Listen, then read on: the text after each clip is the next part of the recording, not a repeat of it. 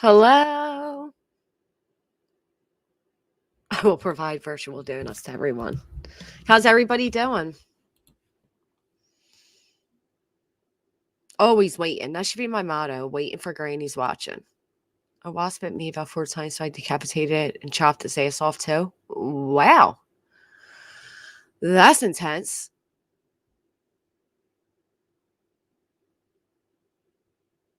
What's everybody up to this morning? Good old Thursday morning. Choose one or two. Ugh. What a hell of a night.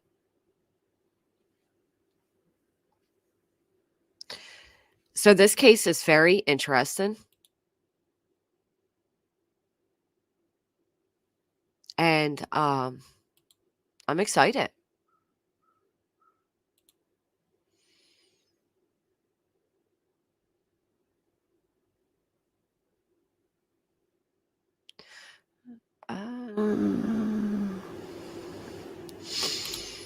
Okay, sorry. 4 p.m. You know, Chima, I didn't get much sleep. No, I'm not okay. I'm definitely not. But what are we gonna do?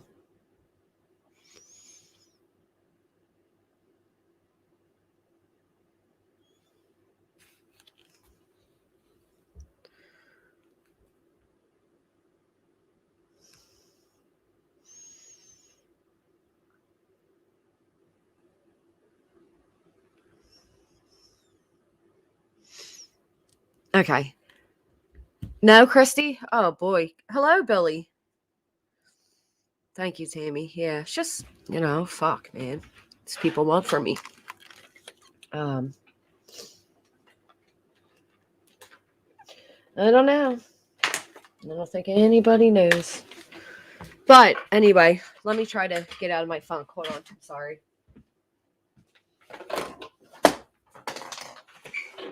Let some sunshine in.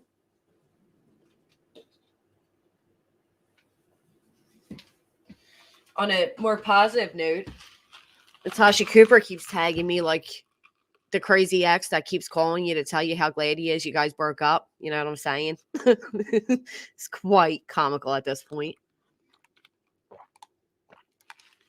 Hey, CJ.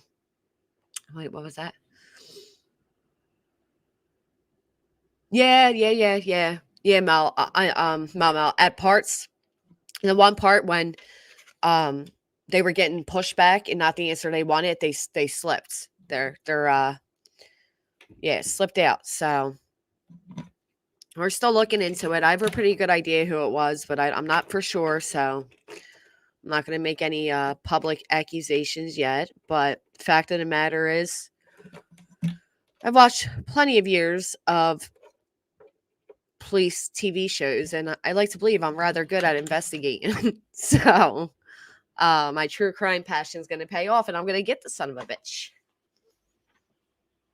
Bostonian-ish, you think so? I thought it had like a little Hispanic behind it. Yeah, Amanda, right. That's how I'm feeling. Like 7 tags in, the 7th being to tell me you're unbothered. Please, you couldn't be more bothered if you tried. It's absolutely ridiculous. Yeah, you got the little Hispanic accent to it too. Yeah. Good morning, Nicole.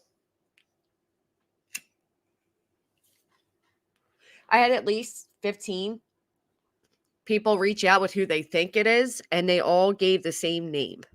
So I think that's pretty telling. But again, it's not something I'm going to bring up publicly until I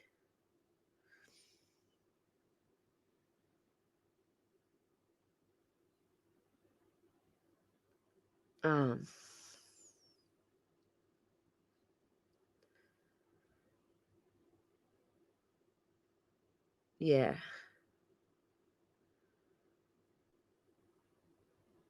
What?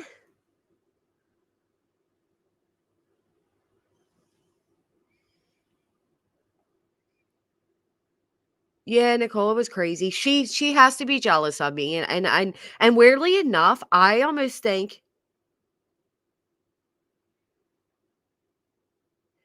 I like how somebody says, I don't know how to spell attorneys. Okay.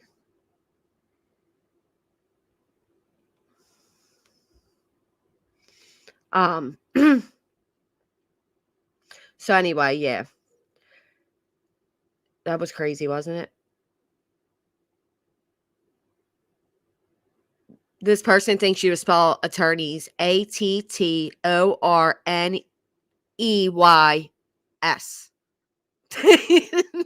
But I'm the one that doesn't know how to spell. Oh, you couldn't write this shit, man, I tell you.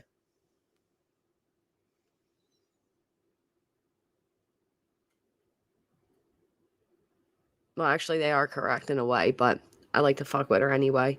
Um, so anyway,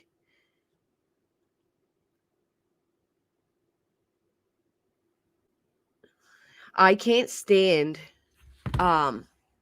Natasha.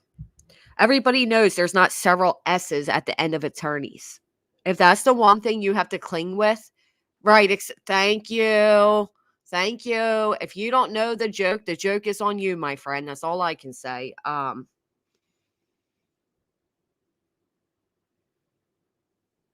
It's just so stupid. These people are so stupid. I can't stand it. Thank you, AT. At least you understand. So, Natasha, yeah, 7 times. I really truly believe that she um just is jealous or something. You know what I mean? Like, I almost feel like she wants this to be about her, which is fucking weird. If you want it, you can have it. Yeah, it's not a spelling bee. I know that attorneys is misspelled. It's a fucking joke. Right. It is a play on words. Thank you, Audrey. These morons. But thank you, my friend, for telling me how to spell attorneys. Um, yeah. This is disgusting. Anyway, it's almost as disgusting as this case today. This case today is very interesting. So she is SICS. 6 to Chihuahua on you. Yep. Yep. The same one that actually, funny enough, I'm glad they actually reappeared because they're the ones that told me I had a long medical history they were going to reveal on me. Um, there's no such thing. I don't have a mental medical history. Lori, I like that. I like that. Give me 1 second, guys.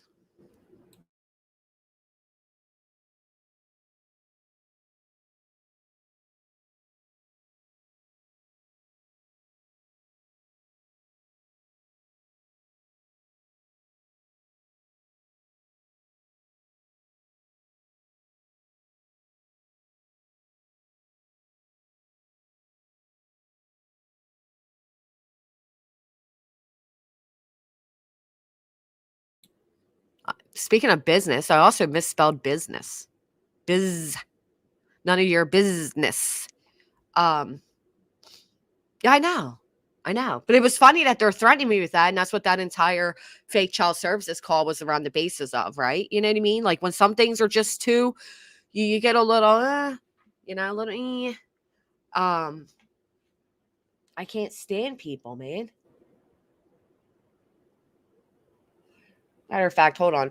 Let me just go ahead and block this person because I don't have the time, the patience, or the concern to deal with these motherfuckers today.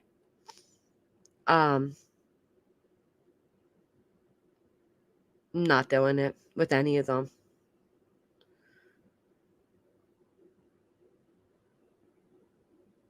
I also want to, what was your channel made there, buddy? So, my community tab makes a lot of sense. Says, bruh, you're getting creepier with each tag. You've now tagged me 7 times, the 7th being to tell me you're unbothered.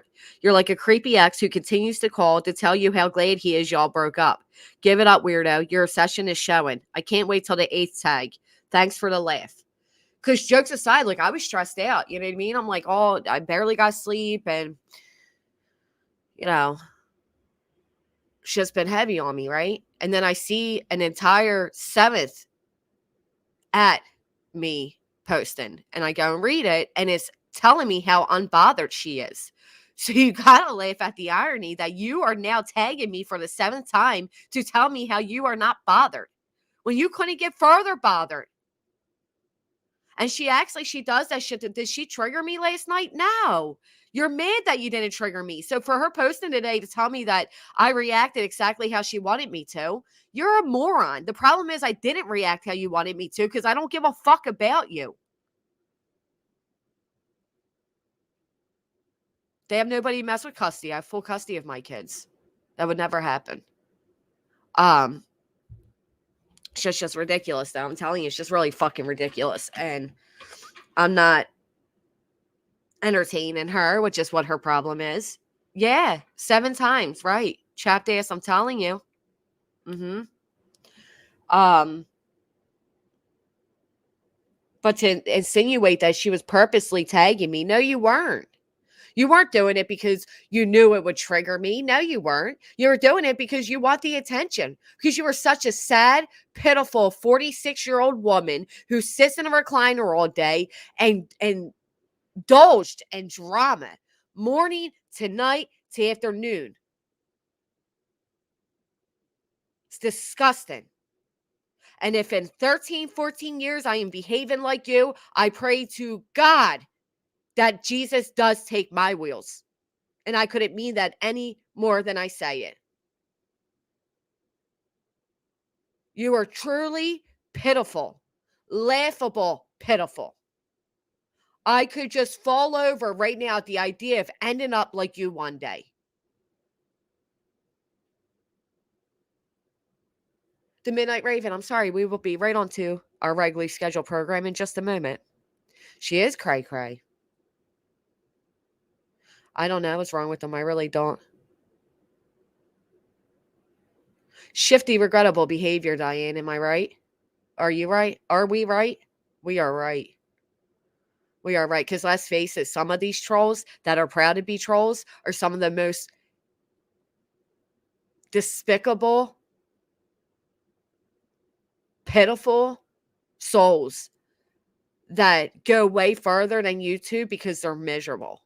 And these people that need to go real life,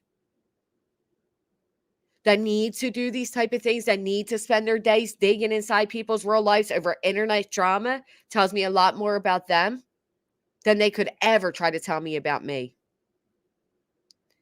The irony that somebody would call and talk about mental health issues as they are impersonating fucking child services over YouTube drama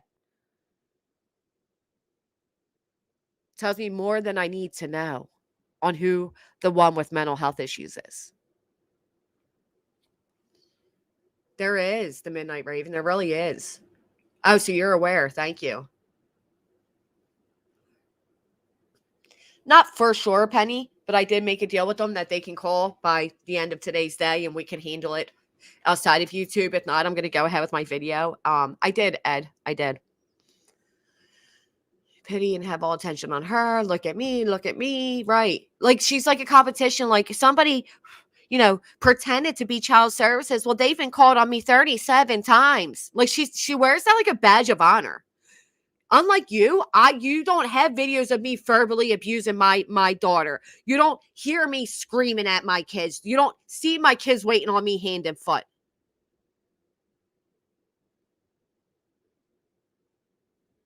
People called on you because you gave reasoning. Tell me what the fuck I did.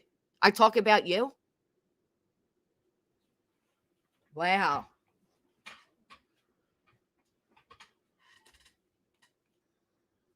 Hold on one second.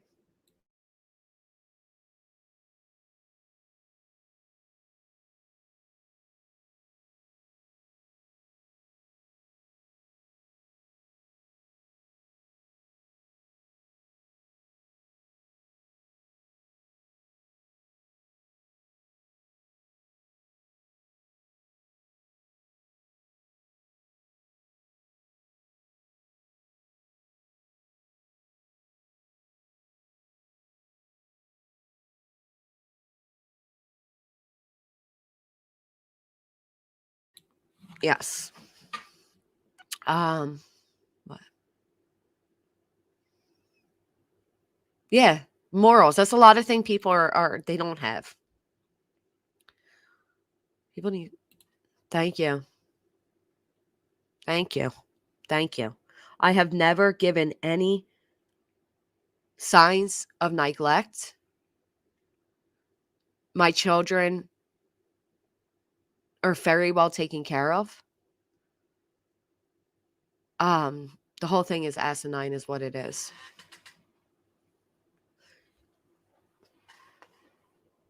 You know, I don't cross these boundaries with people. I don't go to these deaths and nobody else should. It's sickening. And Marina, I am so terribly sorry. Life is short, man. People have real problems. There's real issues. There are real children that need child services.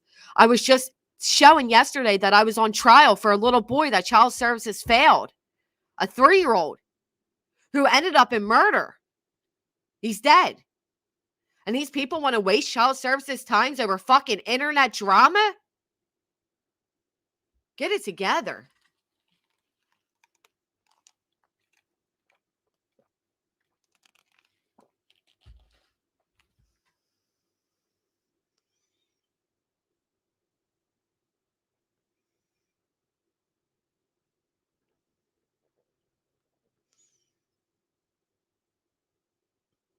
Okay, so get the fuck out. I hate these stupid troll things.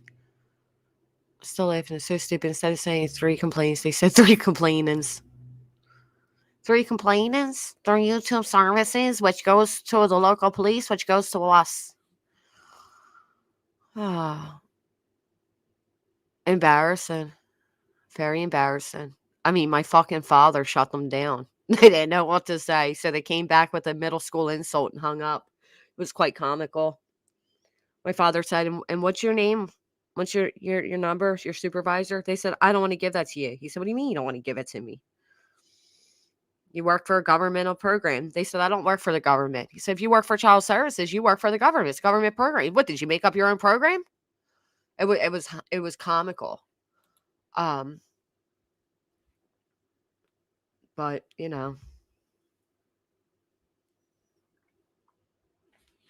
is what it is. Today's case has a lot to do with parents. Wanna play? I have to give it to you. Yeah, I know. He knew. He's very he's not a stupid person. I mean, why do you think I'm so smart and funny, right? Eh?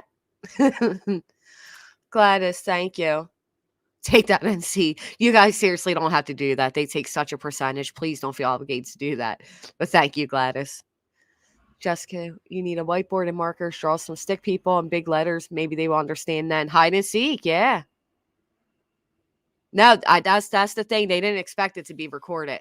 They had no idea it would be recorded, which is the best part of it all. AT, and they called after hours. That right there was like, "Beep." My dad was like, "Yeah, okay. Who the fuck are you?" You know, he doesn't curse though, but the cursing I did not get from him. So anyway, what the hell? You can always tell when I built something because after a little bit, it starts doing this thing. Okay.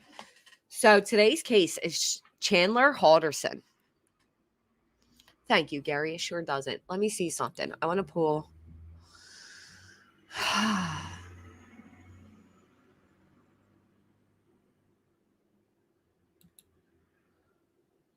You guys are so amazing.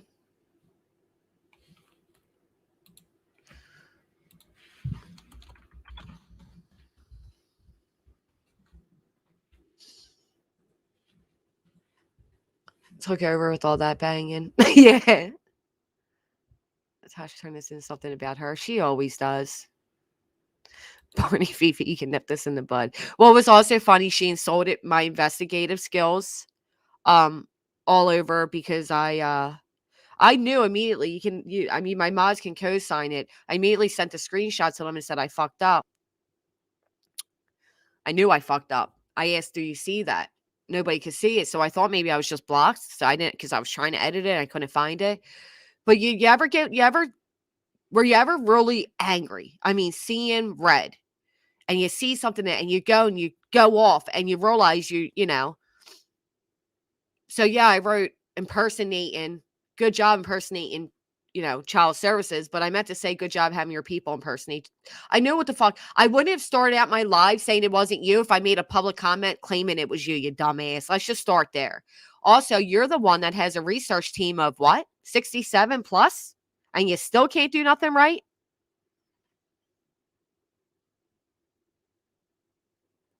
You still can't do nothing right. All right. AT, thank you. I like the new name. At. All right, call me at. At all. I know. She's a moron. Yeah, 67 people and they still can't, report on a crime correctly. But I'm sure you can find that missing honey mustard, can't you? Where's the honey mustard? Fuck out of here. So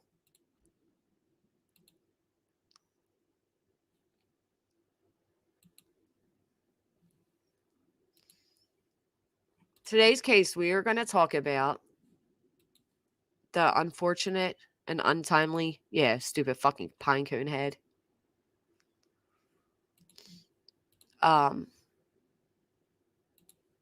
Death of these lovely folks right here. This is 50-year-old Bart and his wife, 53-year-old Christy. They had 2 children together. Chandler, who's 23 years old, and his brother, Mitchell, who was 18 months older. They were your run-of-the-mill family. The father's a hardworking father. The mother was a stay-at-home mother. They gave their kids a great life. They were very, hands-on parents. They loved their kids. Thank you, small town girl. Hey, you can't make this up. Thank you. I hope you're well today, too. Just lacking sleep. I'm thinking 9 p.m., DeLorean. You'll be surprised who it is. I have a feeling you know who it is, if I'm being honest with you. Eastern time, yes. Did anyone else watch the murder trial of this case? I did, obviously, but they don't need to because they're going to watch me. Okay. So it's really a sad case, man. So right here is Chandler himself. He's 23 years old. His family called him Chaz. Who is familiar with this case? Put a 1 in the chat if you're familiar.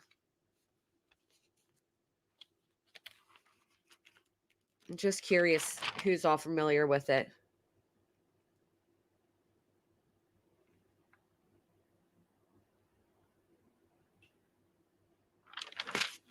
Two, ones. Okay, great. What was I about to look up? Oh, hold on.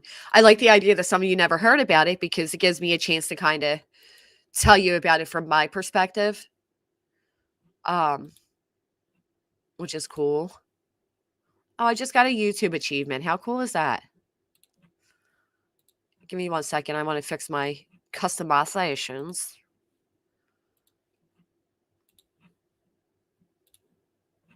Damn it. Why? Okay. Oh, cool.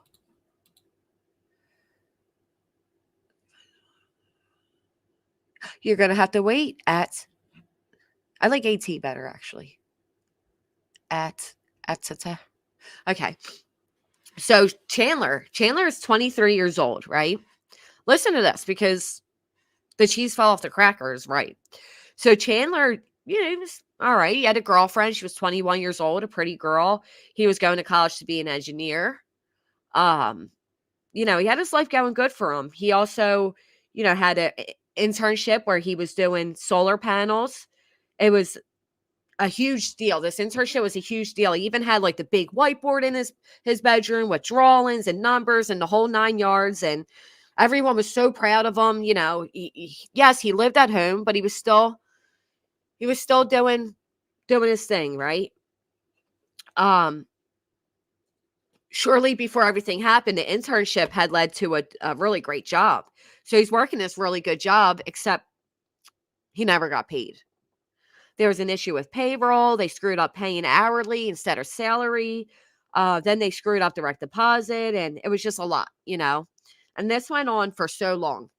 Then it got to the point where they owed him so much money, they had to do an internal investigation into it. And so he's waiting for his pay and all that, and yeah, at that point he seemed to be doing well in life, right? Um, and as he's waiting for this pay from them and everything, he gets really good news. Like, really good news.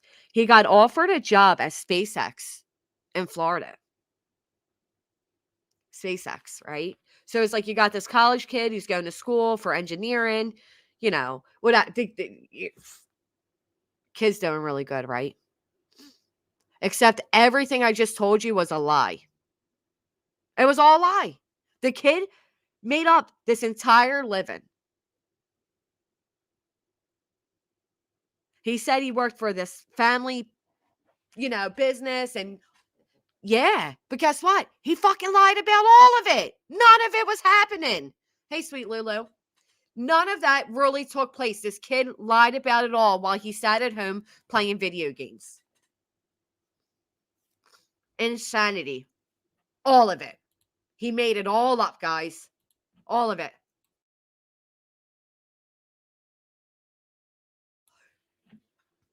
So here's the truth of what was happening. Yeah, sounds like someone we know. Yep. Psychopath and compulsive liar. So at one point, Chandler was enrolled in college, but he dropped out very quickly and never told anyone. He convinced everyone in his life that he was going. He kept giving excuses as to why he wasn't graduating. He made fake emails. Okay, fake emails as if he was like arguing with them about his grades or why this isn't happening or this, and he would give them to his father to prove that, listen, I'm just being screwed over. Wow. Um, he even went as far as to give his father a phone number. And when his father called, after he hung up, he stated to the wife, wow, they sounded a lot like Chandler, right? That's how manipulative this kid is. But we'll touch back on that in a minute. So he made up this whole entire living. The college, the emails, the internship, the job he was working at. He even lied to some people and told them that he was a scuba diver for the local police. It would have been less time consuming to actually go to work than to keep covering up that lie. And what it seemed to happen was every time one lie was about to be revealed and the disappointment took over his parents, he would come up with a new lie to kind of push them off a little bit and make them proud again, I guess. I don't know. It's really weird. Fact of the matter is he was home playing video games the entire time. Now, this was during COVID, so working from home was a common thing, right? So you fast forward a little bit, and Chandler's brother, Mitchell, ends up in the hospital for diabetes. He ends up hospitalized, with COVID going on and everything. He wasn't going to the doctor like he should. So by the time he went to the doctor, turns out he had diabetes and was hospitalized for it. The weekend after the brother's in the hospital and everybody's wowing over him, they're worried about him. The mom's really worried about him. She's calling her friend crying. She's so stressed out about him. And the older brother who had a fiance, a house, a good job, and Chandler, who's living at home, only 18 months in between them,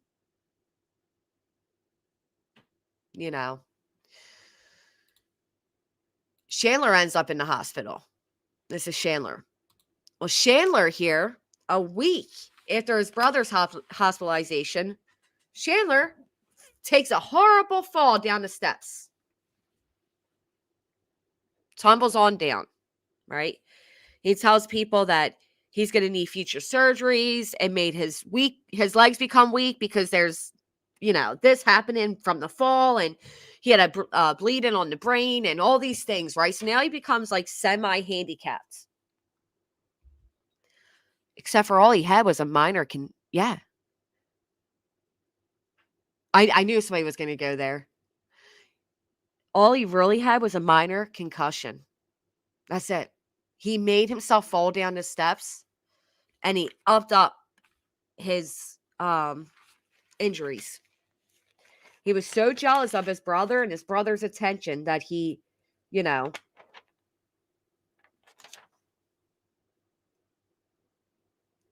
he's going to need future procedures. And this all takes place. And guess what it does? It stops them from being able to move to Florida, because now he can barely use his legs. And the doctors tell him he can't fly.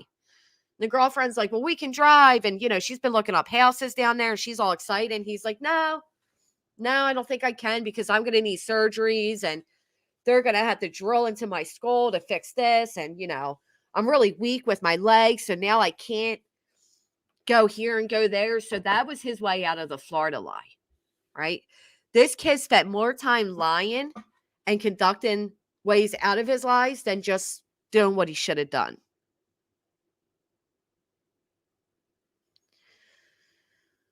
So everybody's waiting on him hand and foot. He can no longer drive himself around. He has to be waited on, all that stuff. Chandler grew up in this really nice home.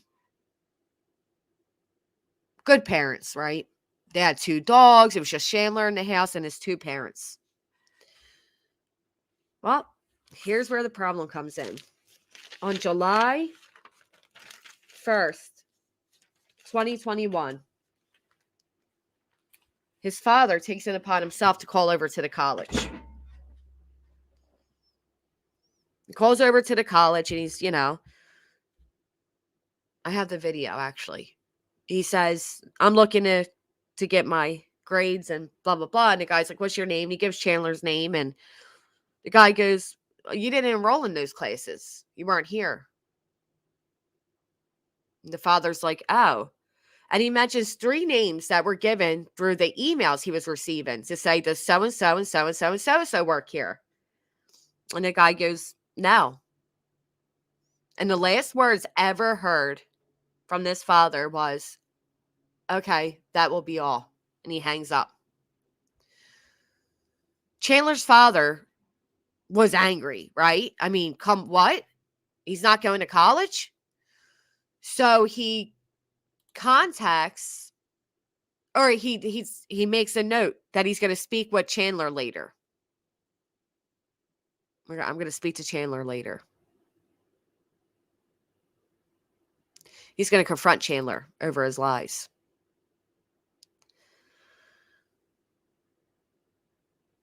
You know what happens next?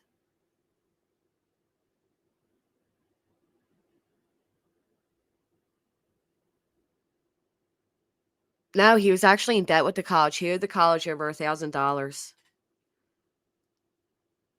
He could be in the same prison as Watch. Yep. Let me look for something. I want to see where I heard the father's recorded.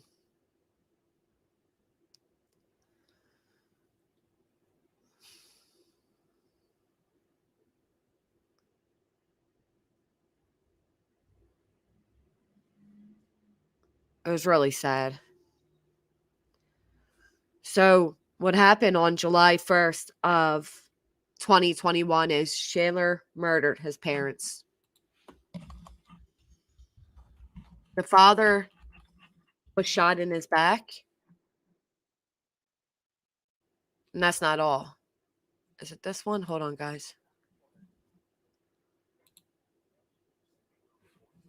No. This kid dismembered his parents.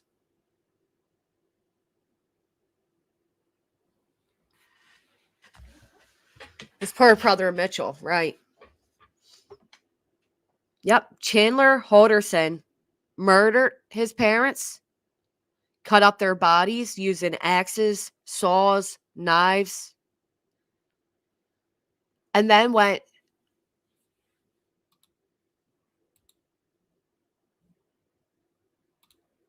This is some of the stuff they found that he used.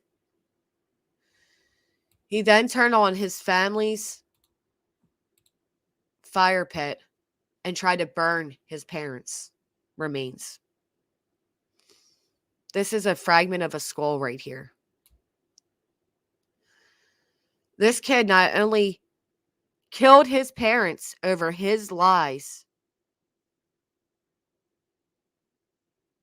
but he also tried burning them. Matter of fact,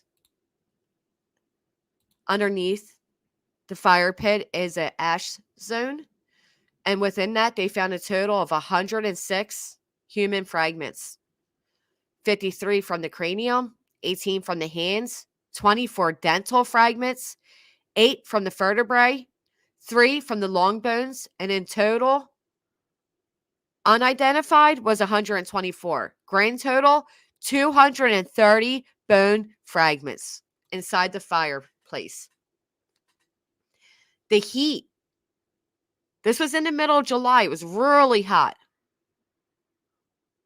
They didn't have air conditioning in the house. The heat from the fire was so hot that it broke the glass above.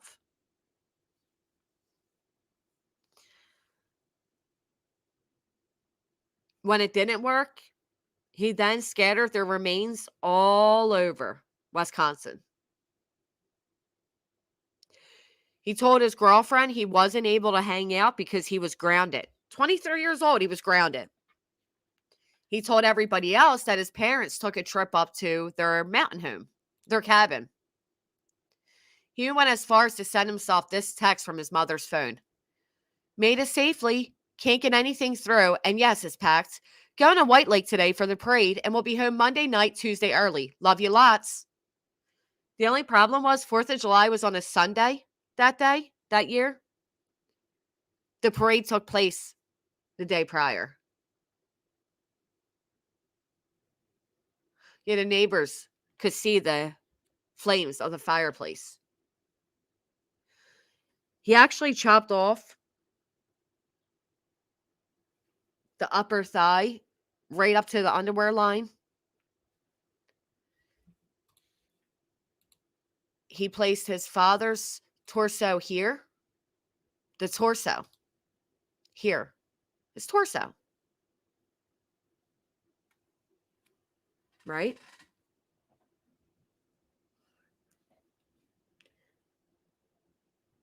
Yes. We'll watch that. Luckily, his girlfriend, while he said he was grounded, looked at his Snapchat. You know how you can watch somebody's travels on there? And she screenshotted that he was at, different locations because it was weird to her. He's supposed to be home. They followed that screenshot of the map and they found this. Or no, I'm sorry. Wait a minute. I'm wrong. This, the father. So 4th of July weekend, he's carrying about like nothing happened.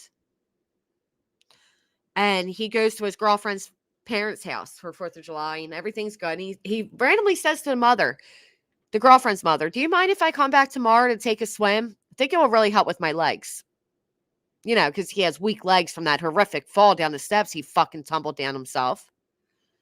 The girlfriend's parents are like a little weirded out, but all right.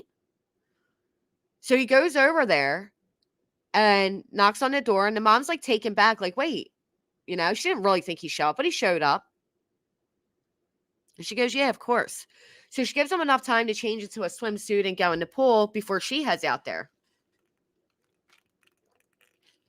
She goes out there and he's not in the pool and there's no water around the pool. There's no sign of anybody swimming. And she's like, what? Well, they lived on a really big land.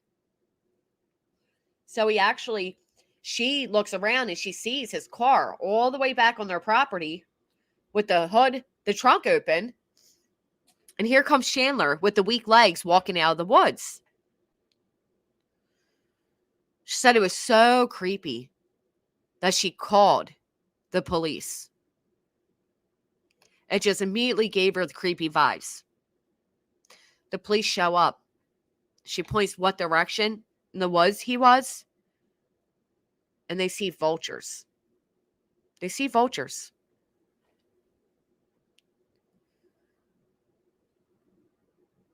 His father's torso was found that day. Chandler also hid weapons at the girlfriend's parents' house. His father's torso is underneath this rumble, all these trees, branches, whatever. The Snapchat that the girlfriend took, that led to his mother. His mother's leg being found. His mother's leg being found.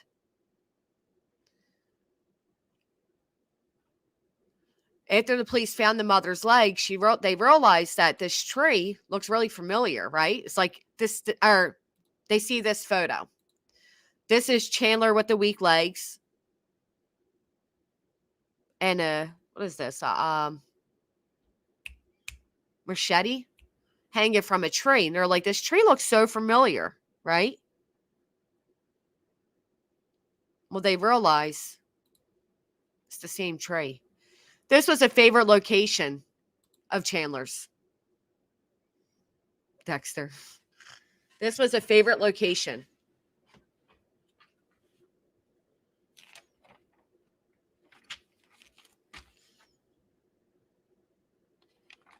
There's a lot of other crazy things with this. They had to go all over. But what I'm going to... So Chandler on the 7th, I believe it was the 7th, right? Let me look. Yeah, on July 8th, Chandler reported his parents... No, July 7th, Chandler reports his parents missing. The shady fuck, for no reason other than thinking he was more intelligent than the police and that he covered his tracks completely, goes to the police station and says, I'm worried. I haven't heard from my parents. Gives this whole spiel.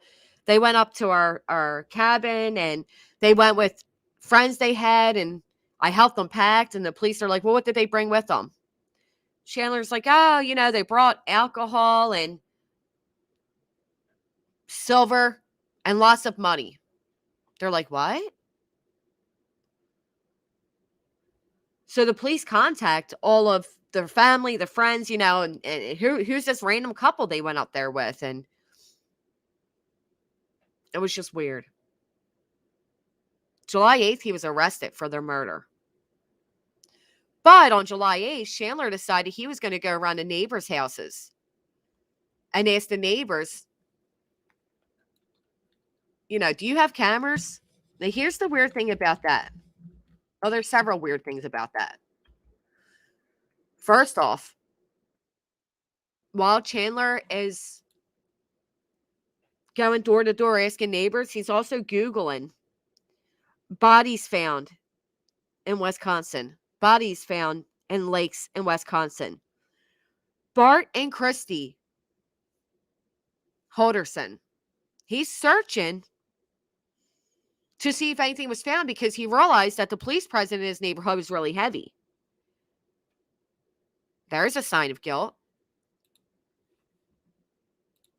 So here, let's play this video of when Chandler goes around to his neighbors asking, have you seen my, do you have any cameras? Family friends of the Haldersons testified in court today on day 2 of the Halderson trial. Chandler. The one neighbor was a retired police officer who had just retired the day before, and he recorded Chandler coming there. The other neighbor was already...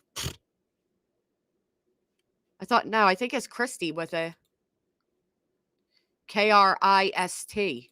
Why? I mean, CR. Let me see. I don't want to be reporting this wrong. Oh, you're right. It's Krista. Wow, thank you. I appreciate that. The thing I watched said Christy. Thank you. All right, so let's hear how weirdo Chandler goes around. Chandler Halderson is accused of killing and dismembering his parents over the summer. Hannah Hilgendorf and her sister Haley said they visited Chandler when they found out his parents were missing. She said she was How uncomfortable is this? Good night, Mama. Um, are they going to show the neighbors? I don't know. But imagine, imagine what his girlfriend's going through with his brother. She said he was acting differently than he normally does, and a few things were out of place in the home, including a table turned on its side. During that visit, Hannah also told the jury she didn't feel safe, and it was like she was sitting in the middle of a crime scene. Oh, she was sitting in the middle of the crime scene. You know what the girlfriend says? The girlfriend said, because she was there in the middle of this crime scene. And the girlfriend says, it smelled like smoky in there. She was in the house shortly after he tried burning his parents' remains. Scene. Witnesses say Chandler Halderson went around to his neighbors' houses asking about their Ring cameras on their porches. Brady Mallory takes us to the courtroom to show us why this was a focus today. Brady? Again, this was a focus because he was also Googling things at the same time. A former Madison Police Department detective lives across the street from the Halderson home. He says Chandler Halderson walked up to his door the morning after Bart and Krista were reported missing. He asked if the Ring video doorbell he had would have shown anything happening across the street, or if it caught anyone coming and going from the previous. Look at him. Look at this creep. Thursday night into Friday morning. The time frame he allegedly told authorities his parents left for. Look at him give that friendly wave. You see that? Like that wave he gave, like, hey, don't be afraid, it's just me. No, I can't. I cannot fathom. My gosh, I have trauma from being lied to and cheated on, let alone sleeping with a murderer inside the murder scene. Oh, I couldn't. The cabin. A number of other neighbors told similar stories of how he approached their front doors on the morning of July 8th. Some of the neighbors captured the encounters on their Ring doorbell systems. I was wondering if you were able to capture the road or my house. Yeah, did it capture anything on? We don't know. We don't know. They just took a copy of everything, and so we're hoping. Wide angle lens. Yeah, and it's all. Be able to get it. Yeah, and it's all. The prosecutor. That's how they knew the parents never left that day. He's a psychopath. Did not yet establish why Chandler Halderson may be looking for video of the street in front of his parents' home, but Bart's brother, Brett Halderson, did testify that he urged Chandler Halderson to ask around for any video that might show who came and left the home. But of course he didn't do it because you urged him, because he fucking knew. So we got that, right? And shortly after, he had weapons all around, but shortly after that, shortly after the murders, the brother was cleaning, the parents' home and the garage and everything, and they found the gun that he used, and it was a gun that a military friend had given him. So, and that's the gun he shot his father with. He had it hidden behind, all this wood and all right here. That's the gun he used to shoot his father. Yep, the one neighbor said it smelled like barbecue and pork. How traumatizing for all the neighbors. He was very paranoid. Very.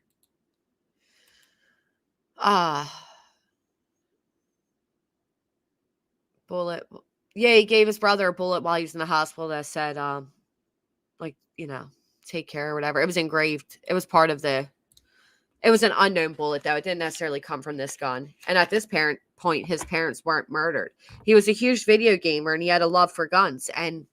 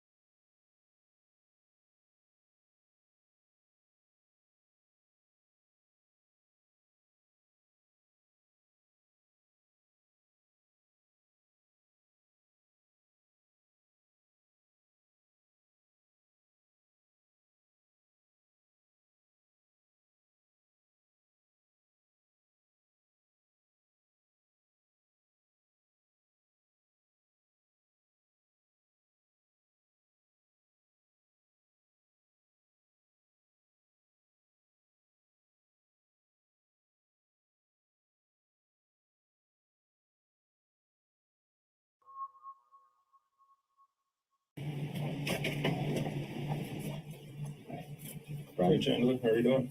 Not good. Good, good. But you guys switch spots. Yeah. Can I sit in that red chair? Yeah.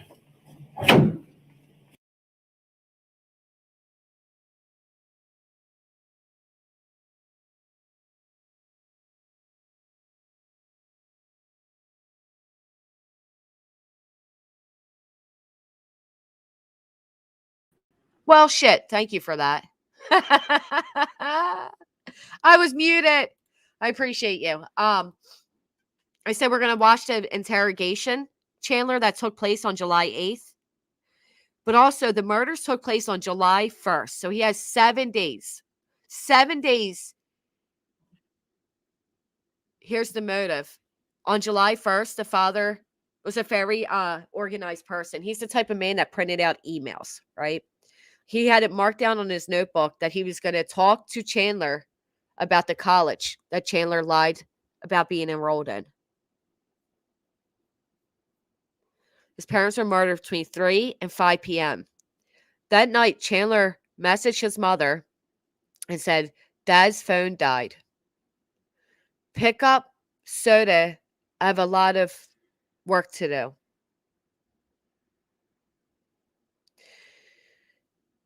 He was trying to delay his mother coming home while he finished up with the father's crime scene, murder scene. Also, he said Dad's phone died. No, Dad died. He murdered his father. All because he lied about going to college.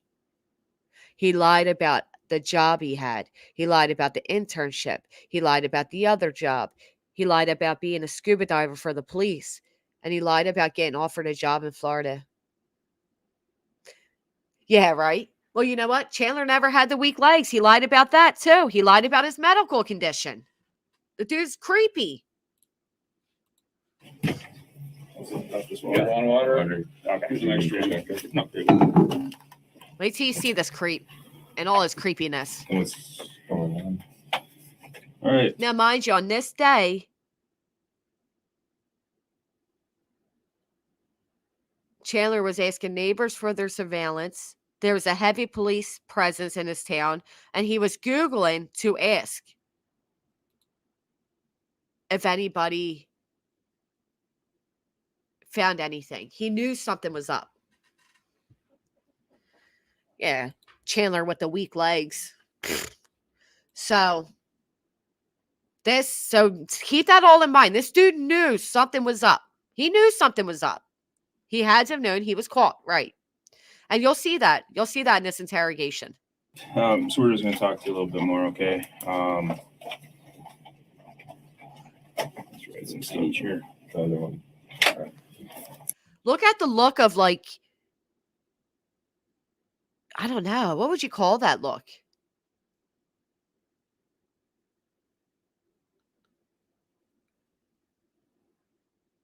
Teenagers. I like that, Gladys. I'm glad I'm not in that room, right?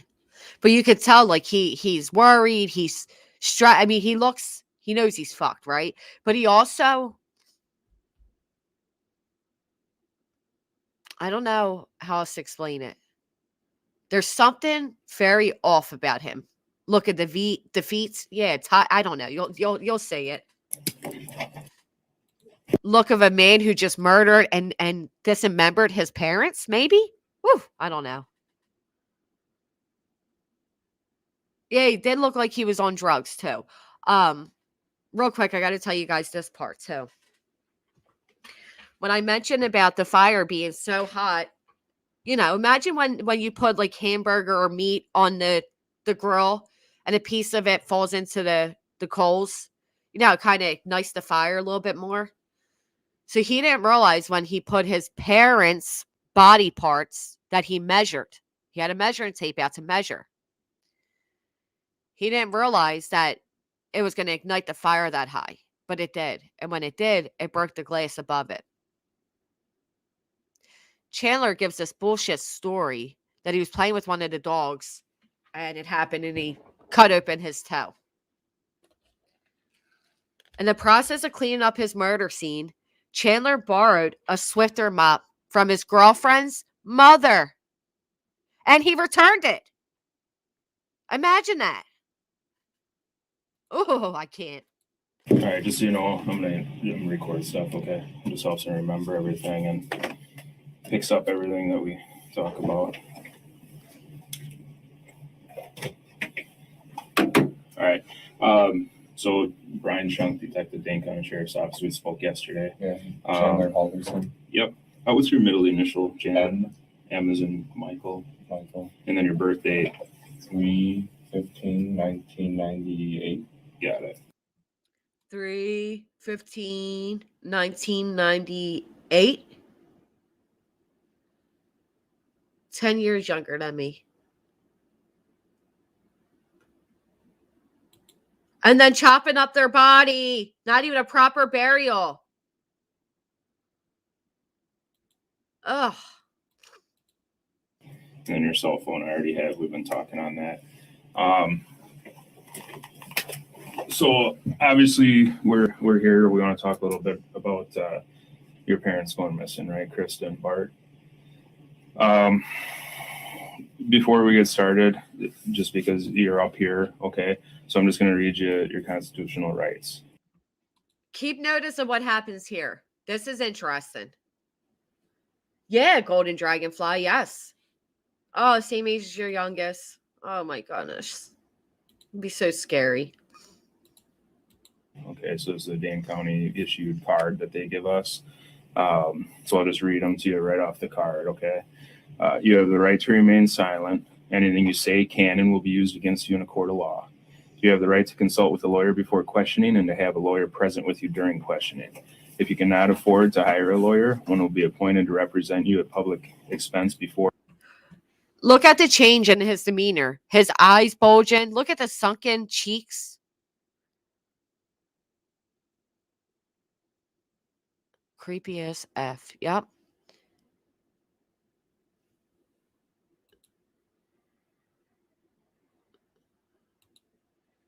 His sentence and date. He was found guilty. His sentence and date will be March 17th. So we don't know what he's going to get yet. Yeah, can you even fathom? Right. People before this probably didn't suspect a thing from him. We know what he did, so we're looking at him in that light. But you're right. This is weird. But, oh, it gets weirder. Or during any questioning, if you so wish. If you decide to answer questions now without a lawyer present, you have the right to stop the question and remain silent at any time you wish, and the right to ask for and have a lawyer at any time you wish, including during the questioning. Okay. Do you understand the rights I just read you? I do. Okay. Realizing that you have these rights, are you now willing to answer questions or make a statement?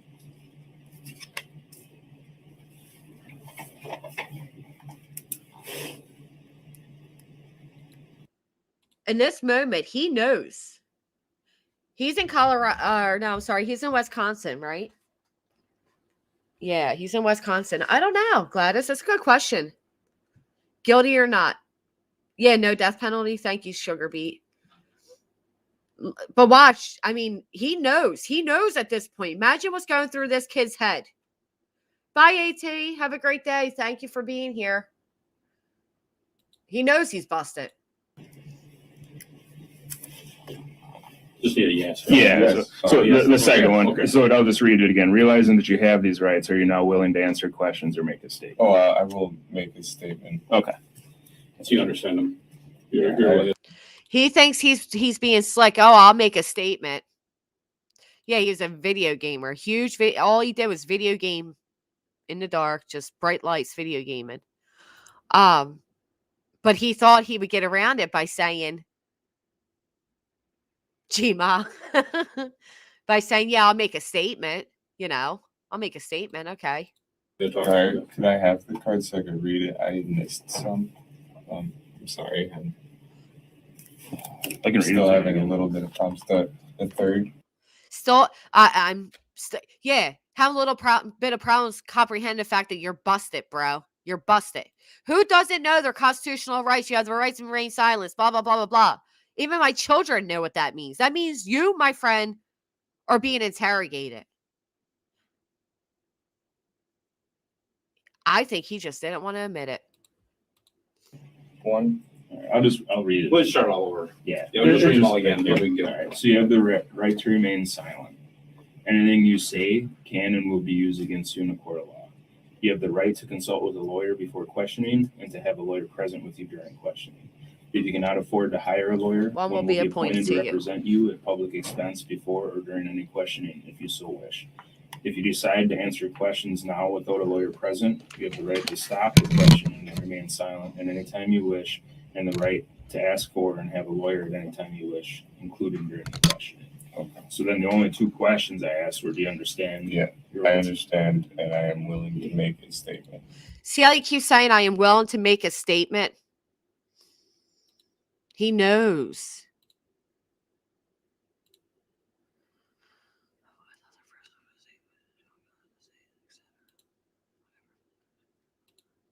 No. No. Okay, perfect. All right. So like we already said, I talked to you yesterday.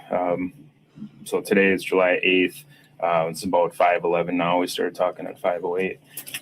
So yesterday, July 7th, I came to your house where you live with your parents, Bart and Krista Halderson. And the reason I was there is you had gone to the Windsor. Keep in mind, not only did this kid murder his parents, but he chopped up their bodies and spread them all over. I bet this isn't like any video game he's ever played, huh?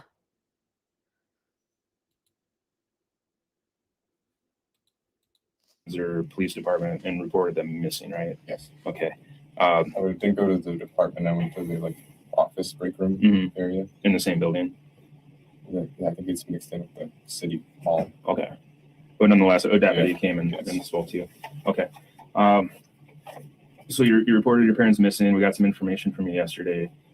We've been following these last night, working today to, go through different things, just trying to locate them, right? So I guess if you want to start with, You can see his heart pounding. You can see the heavy breathing. Yes, burnt their heads in the fireplace. Yes, Glamady, you seen it? Oh, typical narcissist, psychopath. His wheels are turning, thinks he's smartest man in the room. Yes, yes, yes. Yep. On ineffective counsel, why? I don't think so. He asked for a speedy trial. There's too much against him. He actually researched a case that was similar to what he did, where the man cut up his family and disposed of them in the lake and all, and that man did have a mistrial. So it'll be interesting. just go back to last Wednesday. Wednesday. I was with my dad. What time Wednesday? I remember it was kind of a bad day. Okay. Why was it a bad day? Well, my mom had work, so she was gone. My dad and I. So hold on. July 4th of 2021. July. I'm going to see, because I think that's the day that he committed the murders. Let's see. July.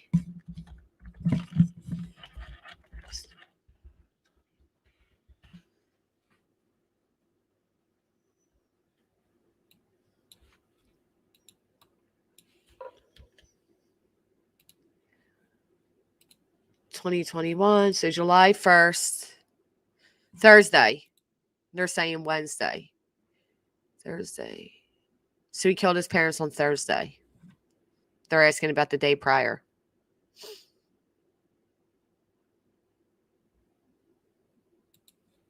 I were watching something over lunch. It was the Wheel of Fortune, and we normally have the couch, like with our back facing the table we sat at the end of you coming. Downstairs or upstairs? Downstairs, Okay. in that room with the TV.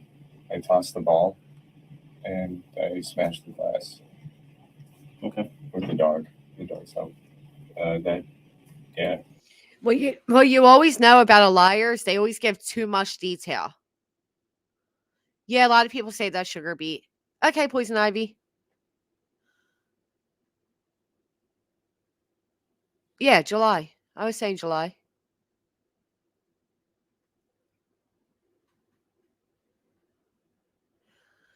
No, I think they actually gave a good questioning because they made him break down his entire time during and after the murders. Because at this point, they're getting this idiot to talk without an attorney. They don't want him to know that, they know it was him. set my dad off, and we tried to clean it up. I don't know about him, but I got injured. But he was mad. He didn't really talk to me too much that day. By asking him about the day before, they're trying to find what well, they did, Angela. Excuse me. By asking him about the day before, they're trying to figure out what led to this, right? And they did. They looked into his medical records and found out it was all a lie. All he had was a mild, very mild concussion. Oh, my nose. Sorry. My mom got home at 5, I believe. That's her normal, 5:20 to 5:30. What time does she work? Do you know?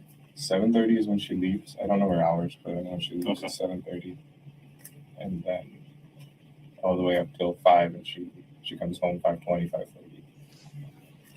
Did she? So his mother at 53 years old was getting up for work at 7:30, coming home 5:30, and he says all the way up to, because to him,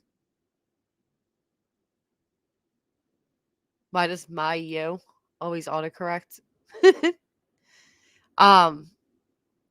That was like all the way up to. Oh, daddy duties. I like it. Yep, he lied about his entire life. Come home about 5:20, 5:30 that day? I believe so, yeah. Okay. So you guys are downstairs, just to touch back on that quick. So the couch. So yesterday when we were down in your basement, the couches were In a bed. He helped me put him in a bed before, Okay. on Thursday, but they put it into a bed so I could sleep near the bathroom, and the dogs sleep in that floor. So okay. they'll be a lot better if they're sleeping on that floor. Downstairs floor? Yeah. Just cooler for them or something?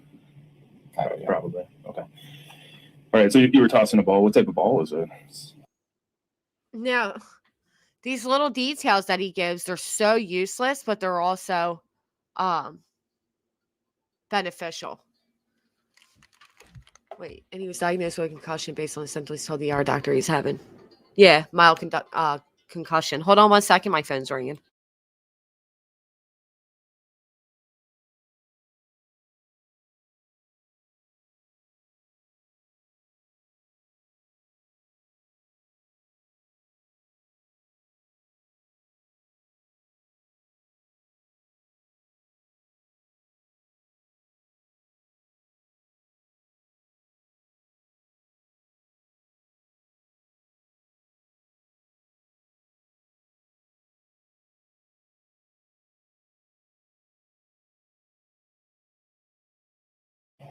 It's this gross, hairy tennis ball that Rizzo loves. All right. Just like a green tennis ball, like a normal.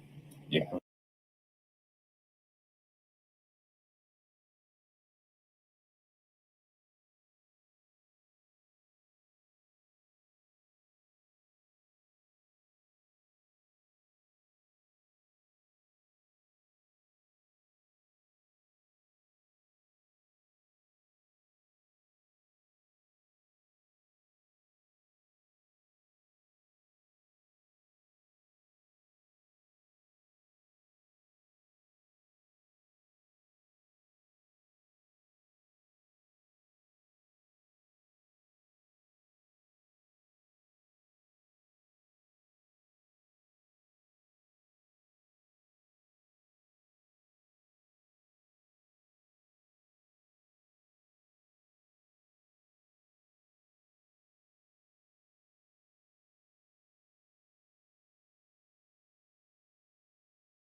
Oh, stinking kids. He does. He has one brother, Violet. And his brother, I realized the sound was off. I'm sorry.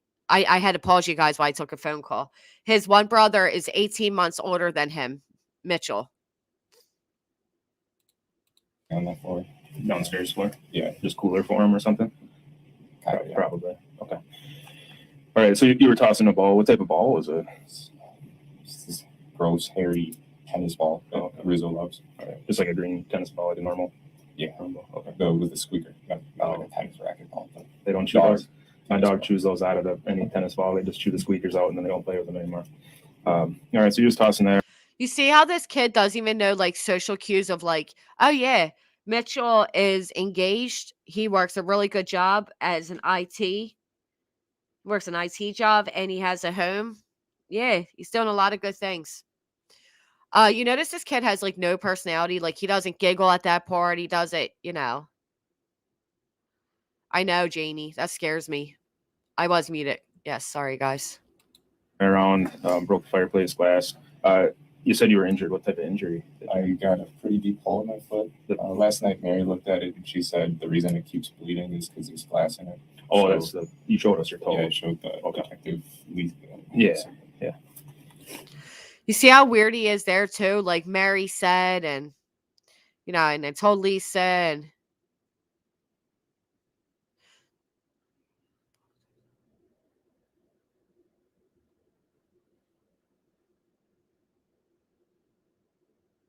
yeah, that's creepy, Frida. Okay. Yeah, so that one. It could be infected, is what she's thinking. The Neosporin's been helping. Okay, good. Keeping it clean and stuff. Best you can. Wonder how that toe store's doing now with the dirty prison floors, you son of a. I know how, I guess. Yeah. Okay. Wednesday, back to Wednesday. Yeah. Once I got all the glass out of the dog's hair, she didn't sustain any injuries. Good. Nothing even on her nose. She got it with her shoulder bone, I believe. So glass dog. That was roughly around 2. It's almost like he's telling himself, like, so glass dog. Not that I saw Vicky. No. All over town. Oh, they do show you, and I'll show you guys the blood droppings, the blood that they found in different areas. Yeah, he looks defeated. Yeah, he does. He looks like he's just about giving up, right? He should be. The rest, he didn't really talk to me.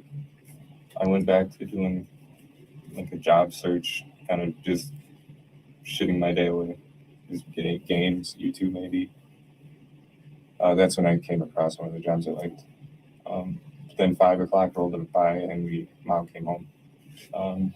Dinner.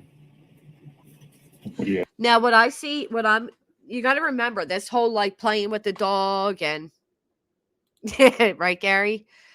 Playing with the dog and the glass broken. That's all bullshit. Every bit of it is a lie.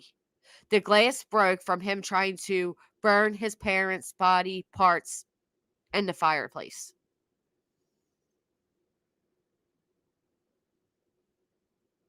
Oh, so gross. You guys have Wednesday night? I can tell you. Okay. Who made it? I think it was probably stuff in the fridge. I think we all did our own thing again. Sure. By the way, a detective at my house said something's happened, and while we were leaving, people were going inside. Is there a warrant for my house? Should there be? No, I'm just wondering if. Okay. Can we go As in? far as I know, they were at your house and they were going to be there talking to you to ask if you would come up here and talk to us. But Officer Haley just like walked pretty much in to the gate, the gate on the outside. She just kind of walked in. I was wondering if. Was that when you were getting your wallet? No, we were. I was in the car waiting to leave. I was just wondering if everything's okay. And she said. At that point, he knows. He knows something. Should have done that from the get-go, Chaz. He knows.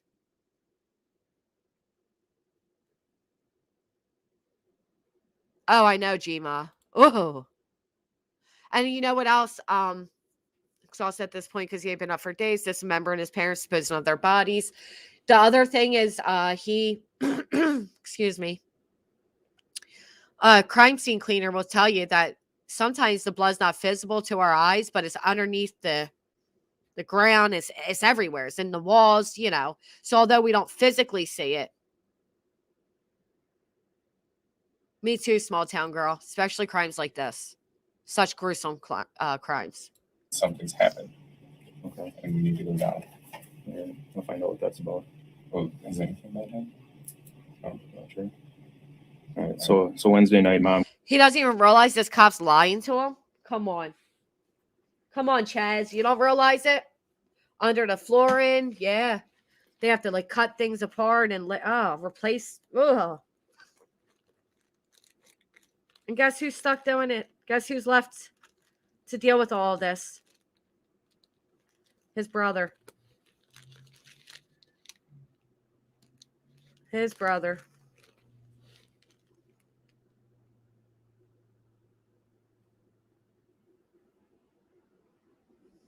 Okay. Yeah, I was going to play the opening statement. I will right after this, actually. I'm trying to speed this up to what we, can get through it. Because Chaz likes to pull everything out. Comes home. Dad was angry. Was he yelling, or what was? How would you describe Dad being angry? It was he would yell if you said something to him. I guess if you talk to him, if you give him his space, he'll be okay. So Wednesday night. Wednesday, if you just give him his space, that's all we did. Just give him his space. He won't yell or do anything. Okay, that's all we had to do. Just give him his space. That's all we had to do. Just give him his space. It's almost like he's talking to himself. You know what I mean? Like, that's all we had to do is give him his space. He doesn't break, Irvin. Wait till you see the end. He doesn't break.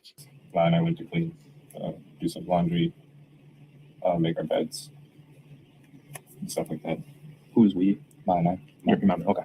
The way he talks about his mom is very Norman Bates-like. I want to just highlight the most important parts of these, and then we'll go to the next. That was Wednesday night. Yeah, we had an early night. No TV that night. Gotcha. No TV that night. He's so What weird. time did your parents go to bed Wednesday night, do you think? I was in bed at 8. You were? Yeah. Okay. Yeah. I can tell you when they went to bed. Okay. No worries. And you were downstairs. That's where you've been sleeping. You told me last I night. was in my room Wednesday. Upstairs. Okay.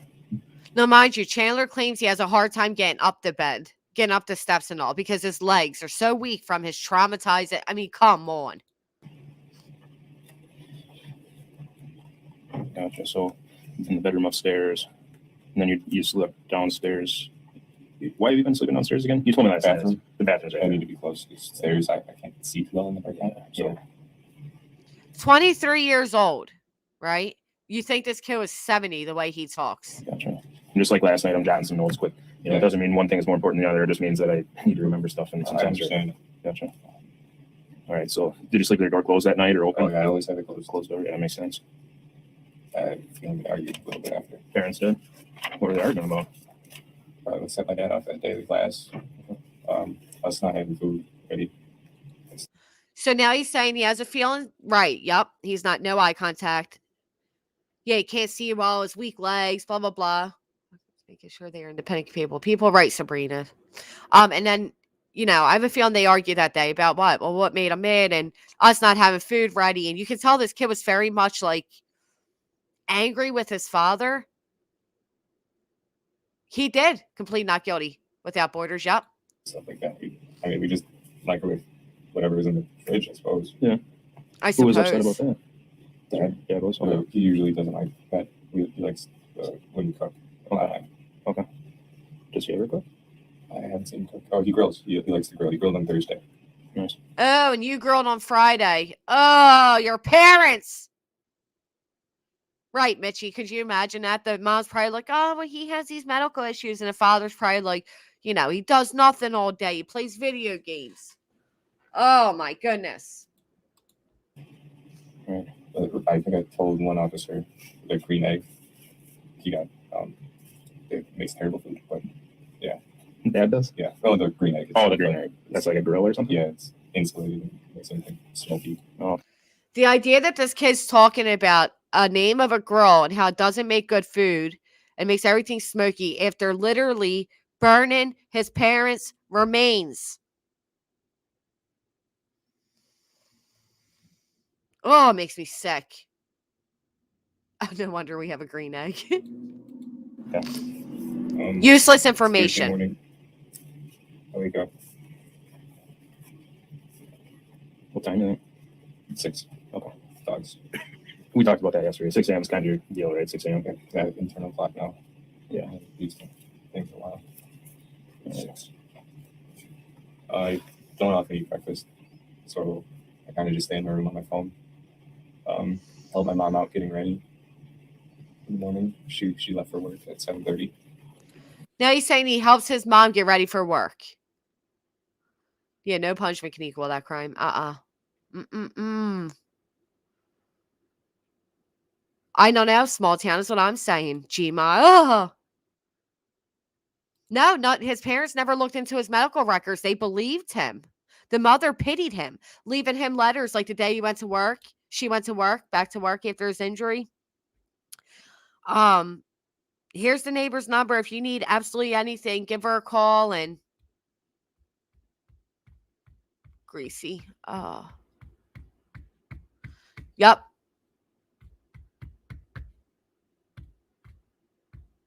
I got her Notice he never mentions working. whatever she had to do. It was meaningless tasks, like just daily pillowcase changes and sheet changes, stuff like that. In the morning Before work?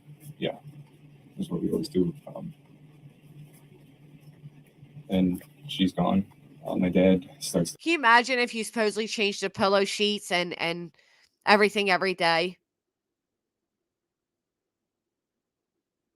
Well, yeah, that's true.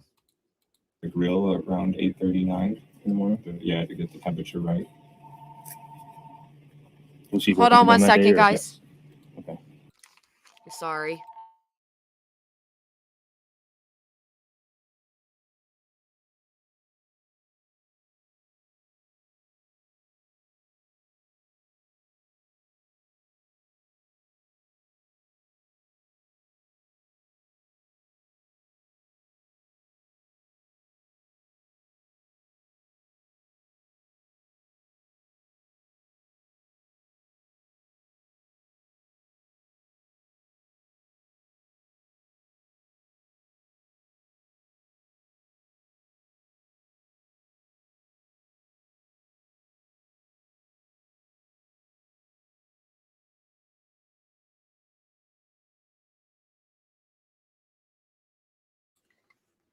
Sorry. And every time this phone rings, I get like anxiety.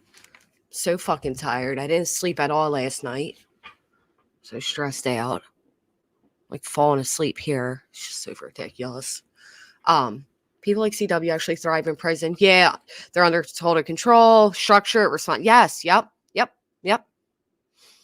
And he gets to work out. He's told what to do. He's when to eat. Yeah, so did mine, Christy. Yeah, really felt like it's just, yeah, Irvin. That made me laugh. Thank you.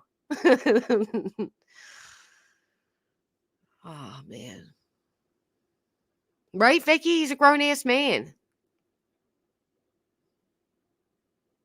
I think it took the symptoms his gun buddy had from the incident mirrored them.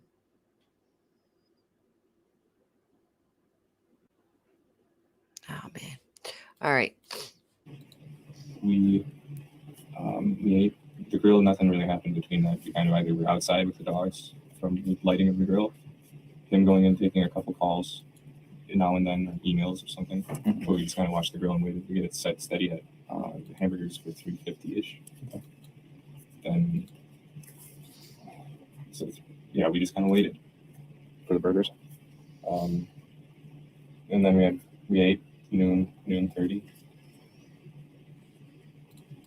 Then they ate at noon 30. So what we're going to have here, hold on. All right, I'll finish off on what he did Thursday because that's the day of the murders. And then I'm going to fast forward into some key points that I've seen. And then I'm going to give you guys the prosecution's opening statement. And it's amazing. 12:30, sorry. Sure. Then we went inside and Had our TV show again, Wheel of Fortune, so it was on around their time. This is what scares me the most, Jamie. Imagine these cops. They know that this kid not only murdered his parents, but oh my God, he dismembered them. And they have to sit in this tiny room and act like they know nothing, right? Because you have this cop here and this cop here. Or sorry, I got to do it on this side. Here and here. They do this this is a technique they use to make you feel like you have nowhere to go. This kid was so dependent on his parents that he was like an old person himself. He's 23 years old, but he has the schedule of thank you, Frida, noon 30. Thank you, Angela. I go after them legs. I call it noon 30. He's ruined that for me. Right. One time, all his friends were going out to hang out, and he's like, "Oh, I got to get to sleep." But he doesn't even work. Yes. Wouldn't you think so, Gary? This is unbelievable. All right, let's carry on. So, it was around our time for lunch, and we watched our show, Wheel of Fortune. How did this kid do this? For lunch. Or was it Family Feud? Family Feud was Thursday. Family Feud. Yeah, the Family Feud. Downstairs. The Family Feud was Thursday, wasn't it? Okay. Do you guys have a TV upstairs? I don't remember. No. Okay. Not allowed. Did you guys have a TV upstairs? No. Not allowed. 23 years old.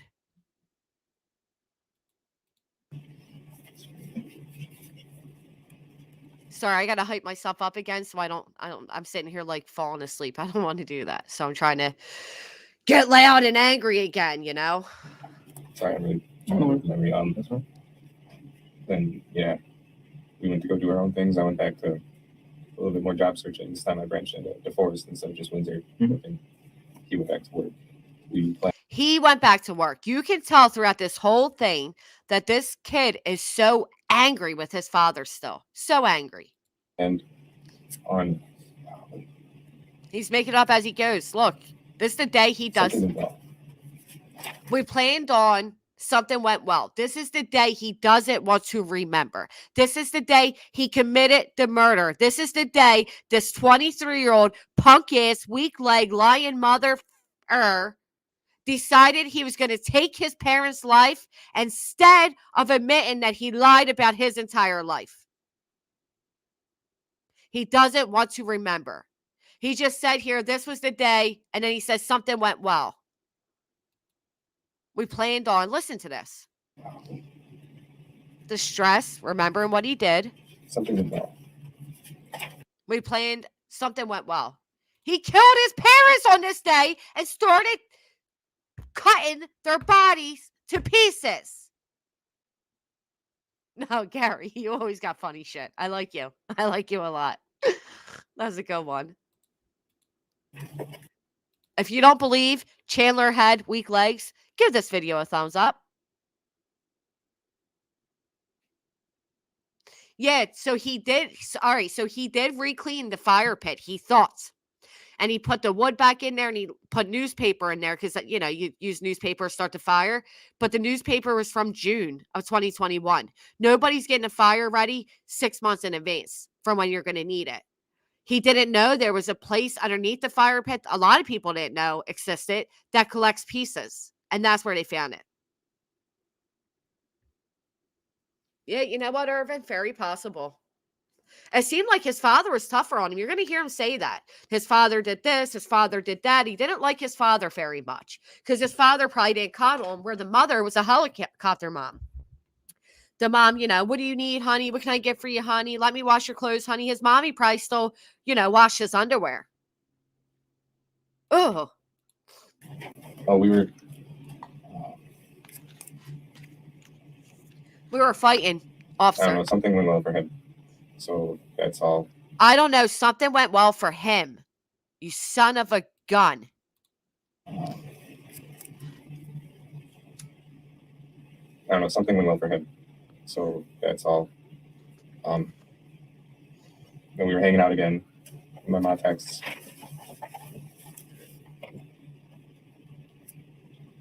I believe I texted her everything's going well. His phone died, my dad. His phone died. My dad, no, your dad died. Did you guys just hear him? Something went really well for him. Listen to that. I just can't.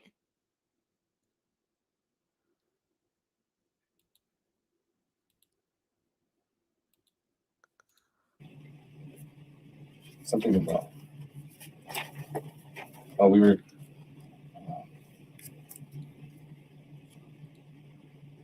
I don't know. Something went well for him. So that's all. Then we were hanging out again. My mom texts.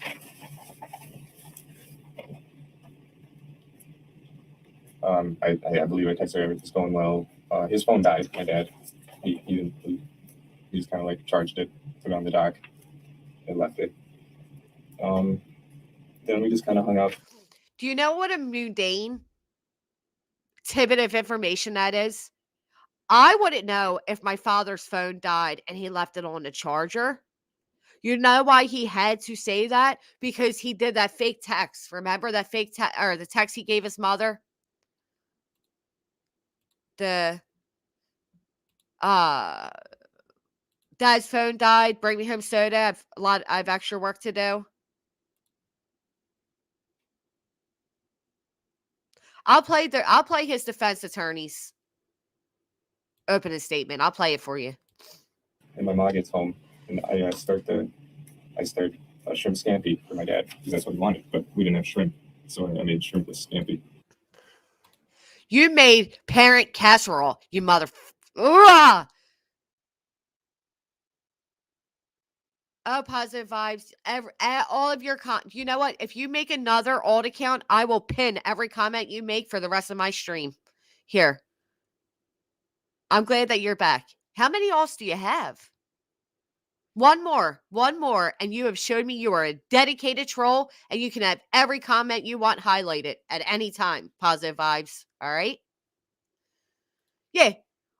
My dad wanted shrimp scampi, so that's what I made, but we didn't have shrimp.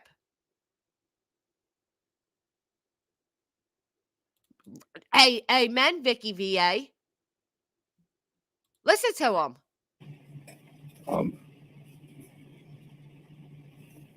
That's where they told me while we were eating it, they were going to go with their friends, and I was like, oh, cool.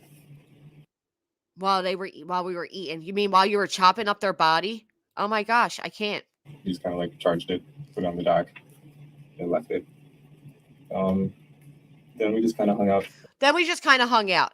No, then you kind of just shot your father in his back like the bitch-made kid you are. Text your mother to delay her coming home. The only shrimp in that house that day was you. You ain't cook shit but your parents. I cannot. And my mom gets home, and I start a shrimp scampi for my dad because that's what he wanted, but we didn't have shrimp, so I made shrimpless scampi. The hell is shrimpless scampi? Not just a damn body, but his parents' body. I cannot fathom. My gosh. This is so right. Can I have the recipe for this shrimpless scampi? What a weirdo. Look at all. You notice during this day, speaking of what he did this day, he's putting his head down. He keeps readjusting his body. He's touching his face. He is totally winging this.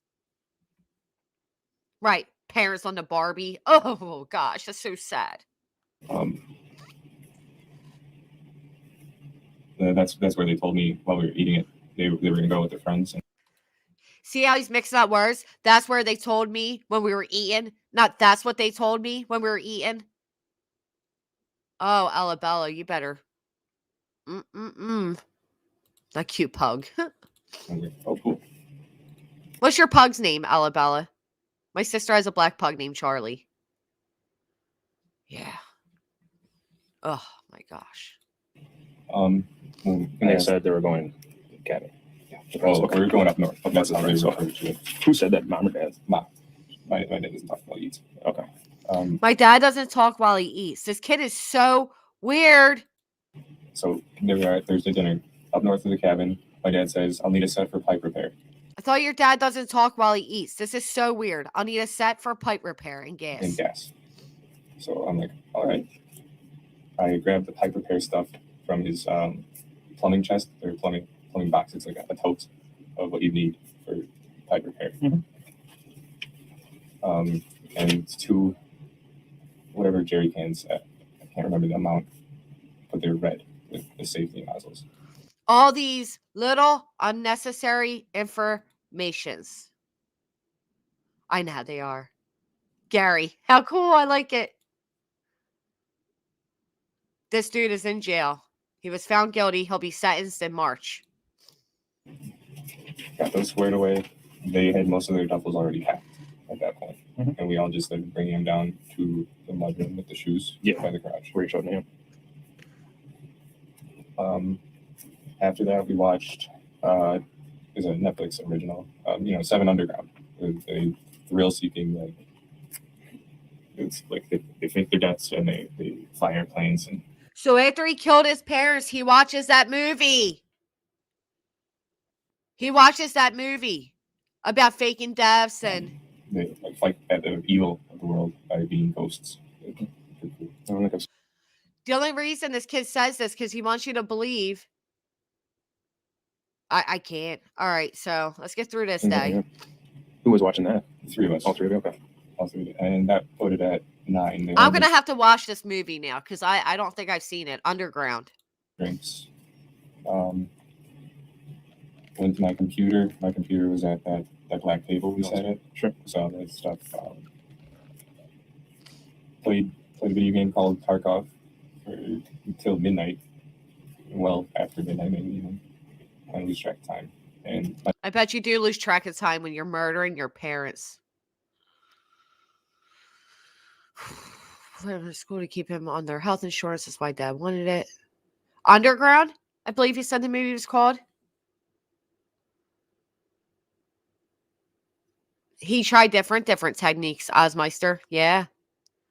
I know, Mimi. Right next to where the scene was. Downstairs in the same room. I can't. My parents by then were asleep. We got the toothbrush and everything. Then I got upstairs. I got upstairs because remember he has the weak legs and all, you know. But yeah, so I did. So we got the bed all set before we. We. This is what he says. We. Melissa Sue, I can't even. I was gonna make a joke when my kids come in. I'm gonna blank, but I can't even make a joke because Lord knows you're all waiting. Yes, it's a Netflix original, Underground. And that's when I crawled into bed from the black table. Crawled. So after our movie, we set up my couch bed and the pillows for the girls. Who helped us? So he's trying to claim at midnight his father helped him set up the bed. And when he says the girls, he's referring to the dogs. He has more compassion for the dogs than he does humans. Set the bed up? My dad did. Okay. That's why I'm an animal lover, but I side-eyed you folks. The good and you traitor. I side-eyed you folks that love your dogs to like they're human. I do. I side-eye you a little bit. And that's why this kid is side-eyed. He was leaving and I would do that. Friday morning, I woke up. They had left with the stuff was all set out. I remember the gas. I found the folding chairs that they wanted to bring, but they never brought them. Soon you can fit them big. So I put those away. This is all a lie. This was Friday morning. I did this. I did that. It's all a lie. Look, I'm touching his face, his neck. It was Friday morning. I go upstairs, feed the dogs. Do the dogs. You probably did do the dogs, you fucking creep. I'm talking about all of you, aren't I? Ella Bell, I'm going to show you in a minute. You better be sorry, the good aid. It's like, I'm just kidding. I know. But listen, this kid just loved them just a little. I don't know. Yep, we'll see all that in a minute. It was around 6-ish, not 6:15 when I woke up. I was a little late that day. 6:15 Friday. Okay. I guess just when I looked at my phone. Dogs. Saw my Ma's note, the insurance for my appointment. I just ate whatever's on the counter. I think it was cornbread. Okay, so lie. You know, he took care of the dogs. we've made. Mhm. But one night I gamed all night, all day and night, pretty much. That's the night that he was cleaning up the scene. He didn't game all day and night. I'm pretty sure that was Friday night. And let's go with Saturday was my night alone. So Friday, we believe she came over, Yes. and then Saturday was the game night. Yes. So backtracking to Friday, when she came by, we She's the girlfriend. asked me just oh right, no, okay. There's this movie or a TV series on Netflix. We watched pretty much the entirety of that. The entire year of that. I like the show Bright. But yeah. So this kid goes on to lie and lie and lie. Cat goes to work. That's his girlfriend. He doesn't even know where his Goes to girlfriend work. lives. 7:50-ish, maybe earlier. And I'm left to myself. So we put on New Girl in the Couch for on Monday morning. Mhm. I go back and forth through some video games. He says how much his dogs love the show, The New Girl. He's And then weird. back in video games. Yeah, all he does is video game. That's all this creep does is video game. Back. And then Oh, shoot. I'm so nervous. This kid's such a punk. Doesn't like to stand up very good. I'm sorry, I'm trying to stretch a little bit. Honestly. So New Girl, video games. This is Monday. He's trying to conduct his whole lie. All right, so let's get to this part. He's talking about Dan is worried about my mom on Tuesday, I think. That's when I finally go to the police station. Blah, blah, blah. Then he tells this whole spiel that he goes to his girlfriend's parents' house and they're like, oh, you can come live with us because I want you to live here and I feel bad for you and blah, blah, blah, and da, da, da. Right. Goes on and on. He saw his father's note, wee jobby, that said, talk to Chandler about, and it said the college name. Yeah, but it, I think the worst was that floor. That like it kind of like like this lid puddles. This is talking about the blood on the floor. It wasn't good. We're on the floor down in the basement. Well, From the cut on his toe, from the glass that broke, from the dog with him playing with the ball. No. The glass broke.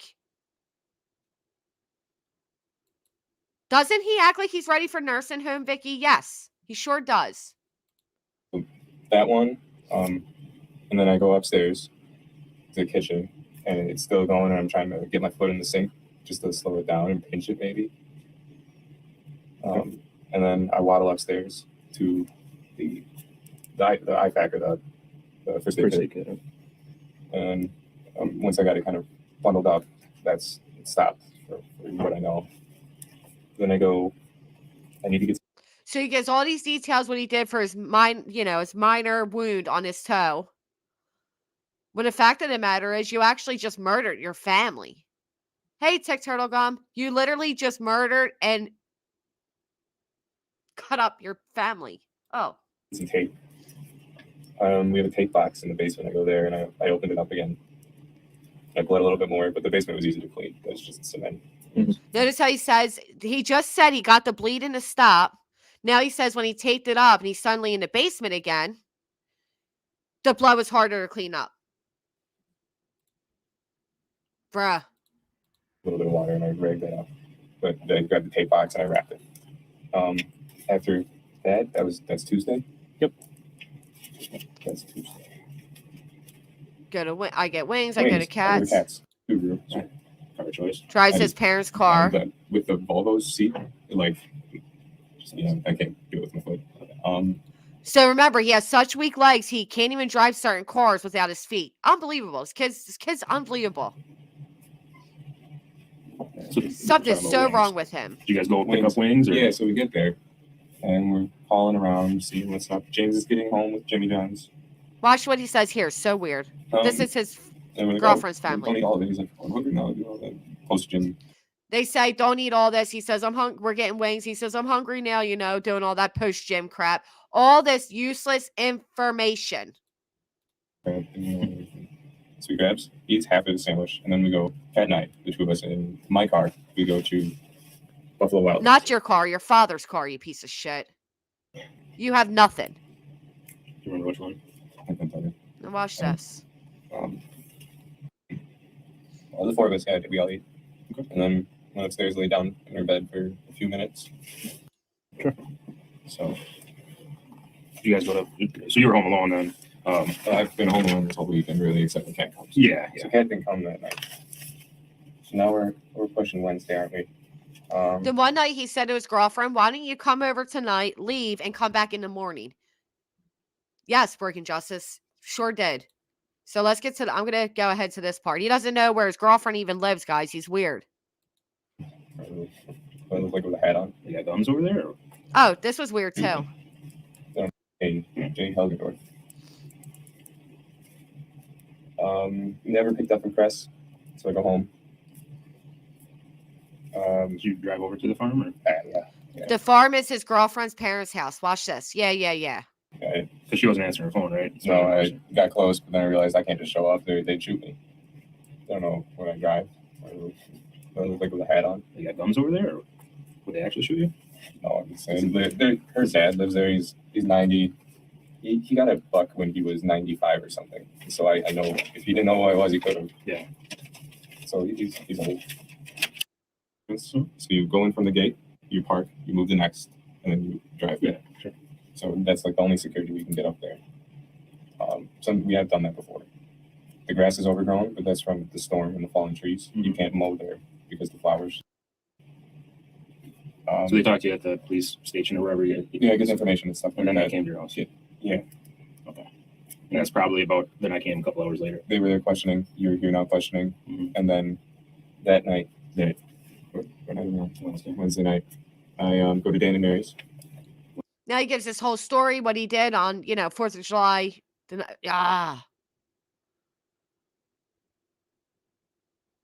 I hope so too, Weejawby. I really do. I know. Listen, like I said, I was traumatized on a boyfriend that cheated on me. Let alone this. Are you kidding me? So let's get to this part. He's explaining the blood.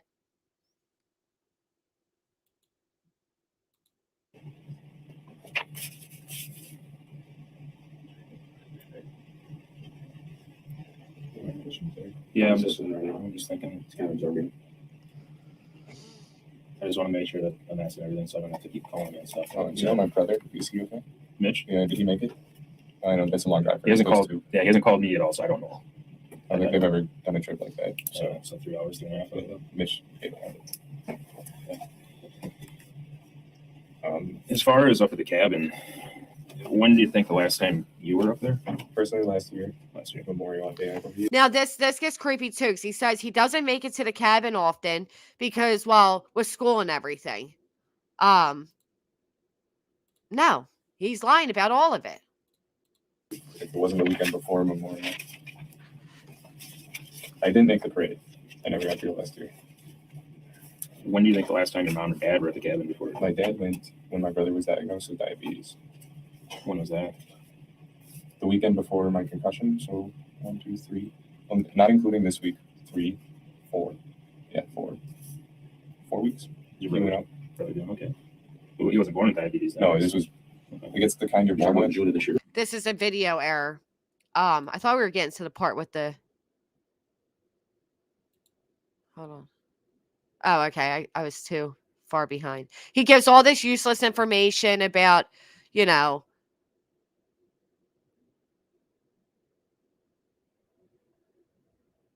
the plumbing up at the mountains or the cabin. Amen. We got all the background, I think, right? Yeah, I think so. So I think it's time we start talking about what happened to your parents. Like the truthful version. Oh, wait. So I missed the part where they said, would we find any of your parents' blood? And he says, yeah, from my dad's paralysis or whatever, that scrapey skin. He scratches his leg so much that it bleeds. And they're like, oh. And for your mom? He's like, oh, yeah, from her nose bleeding. They're like, it bleeds that heavy? He's like, yeah, she doesn't even know. Sometimes she doesn't even know. So you'll find blood, throughout the house and also in their car and this and that and blah-de-da and biggest liar you've ever met. They're like, why would there be blood in her car trash can? Well, from her runny noses. She doesn't even know she gets the bleeding nose. It was just so weird. He's like, I get them too. Oh, so this is the best part of it all. Okay. So we have like 20 pages of writing They make sure with a clean white piece of paper if you start telling the truth. Okay. What? Because listen to me. This is the only chance you're gonna have. There's always He thought he had them sold. Yeah, whatever. He thought he had them sold. He did not have them sold. He did not have them at all. Not called to tell them he was coming to avoid getting shot.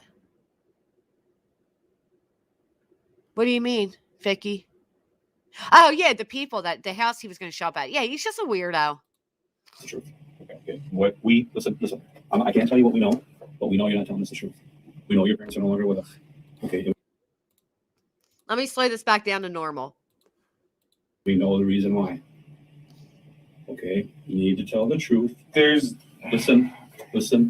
You need to tell the truth. Tell the truth for once in your life. He looks like he's going to pass out here, and I bet you he was. I bet you he was going to faint.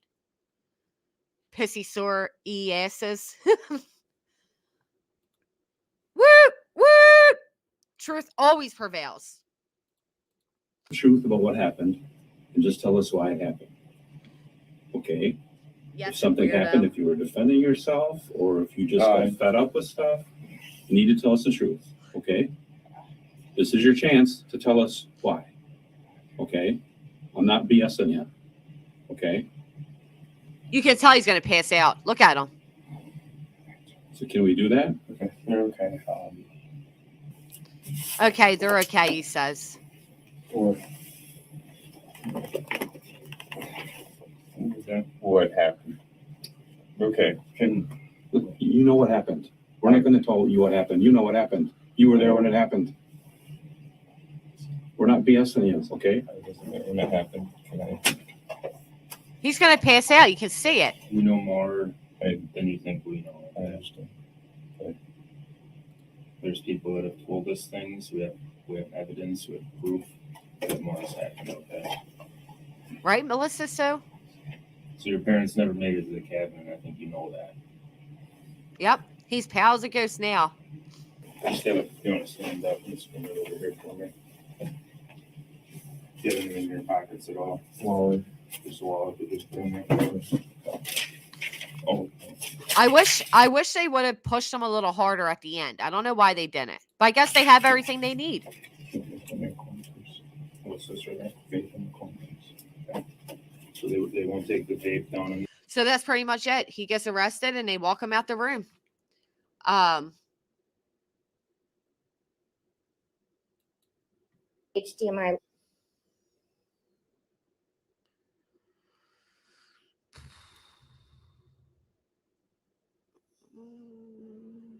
This is amazing. This you got to hear.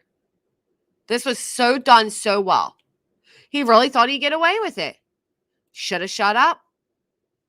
Get right.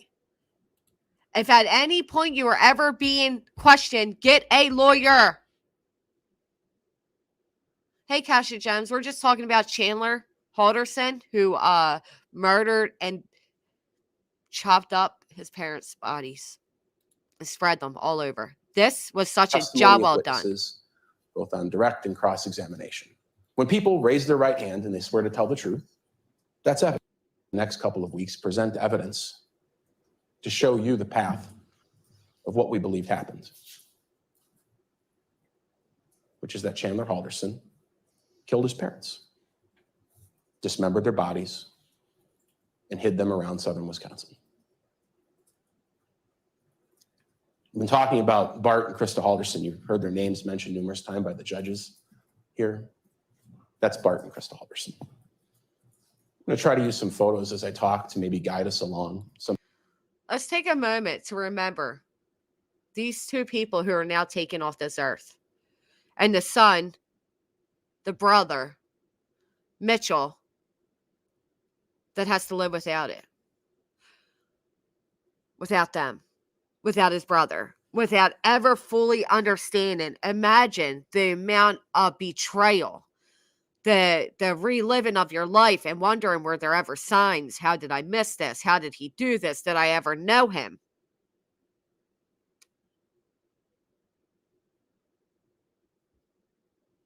How could you? Right, Vicky?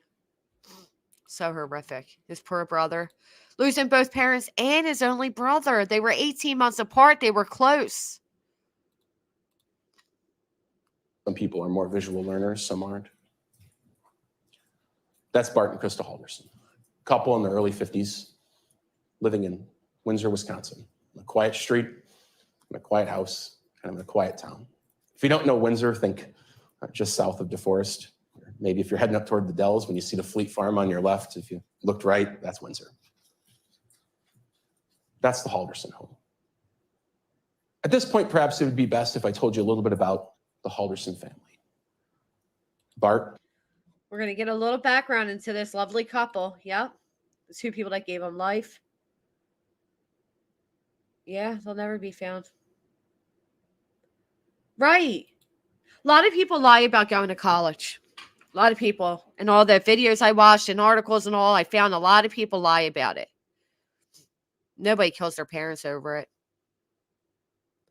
And see, he's on her deathbed trip to the casino. I'm waiting for my 8th tag of the day. The father, Krista the mother. They have 2 sons.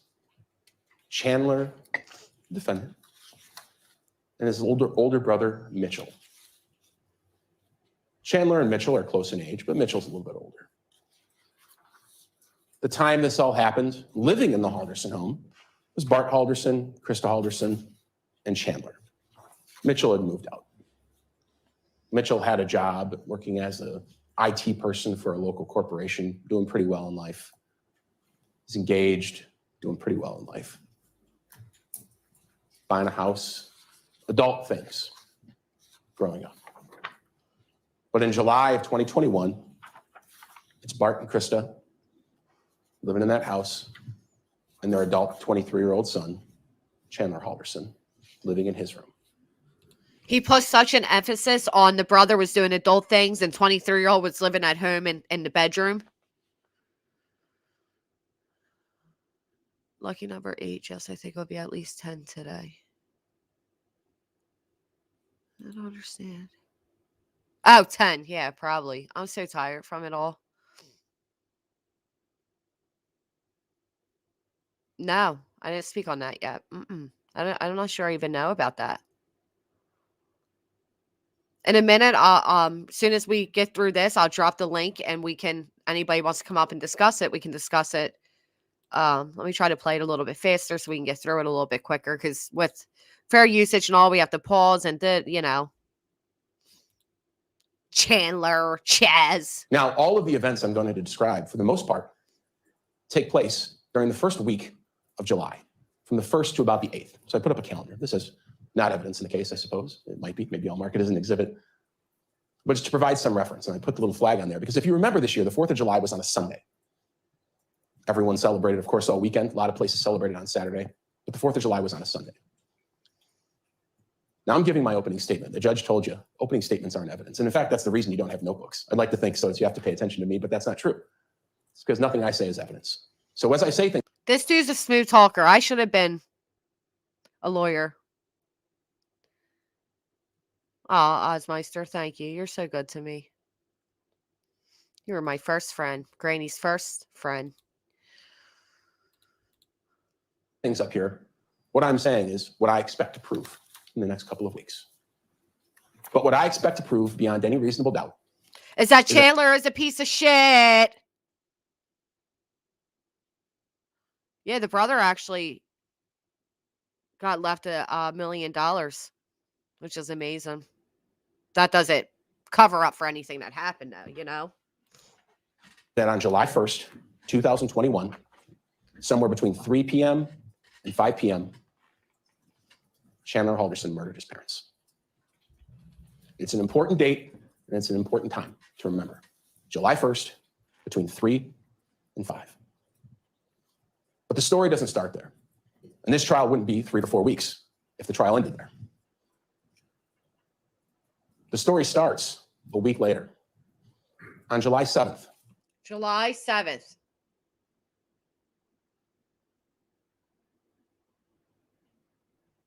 Wouldn't that be fun? The pink dahlia? I would love that. Withdrawing from opiates, and maybe he was faking his... Oh. Well, he was only faking it with his family. He wasn't faking it with doctors. I don't know. Could be, though. Thank you, Gary. That was the Dallas brother's birthday. How horrific. Oh. 2021. Nearly a week after killing his parents, but no one in the world knowing. Chandler Halderson walks into the Northeast Precinct of the Dane County Sheriff's Office and says, I'd like to file a missing persons report. He sits down with sheriff's deputies, and you'll meet them today, and he gives a long story. My parents, they just haven't come back from the cabin. The story he gives is so weird, so bizarre, and he really thought he was going to get away with it all.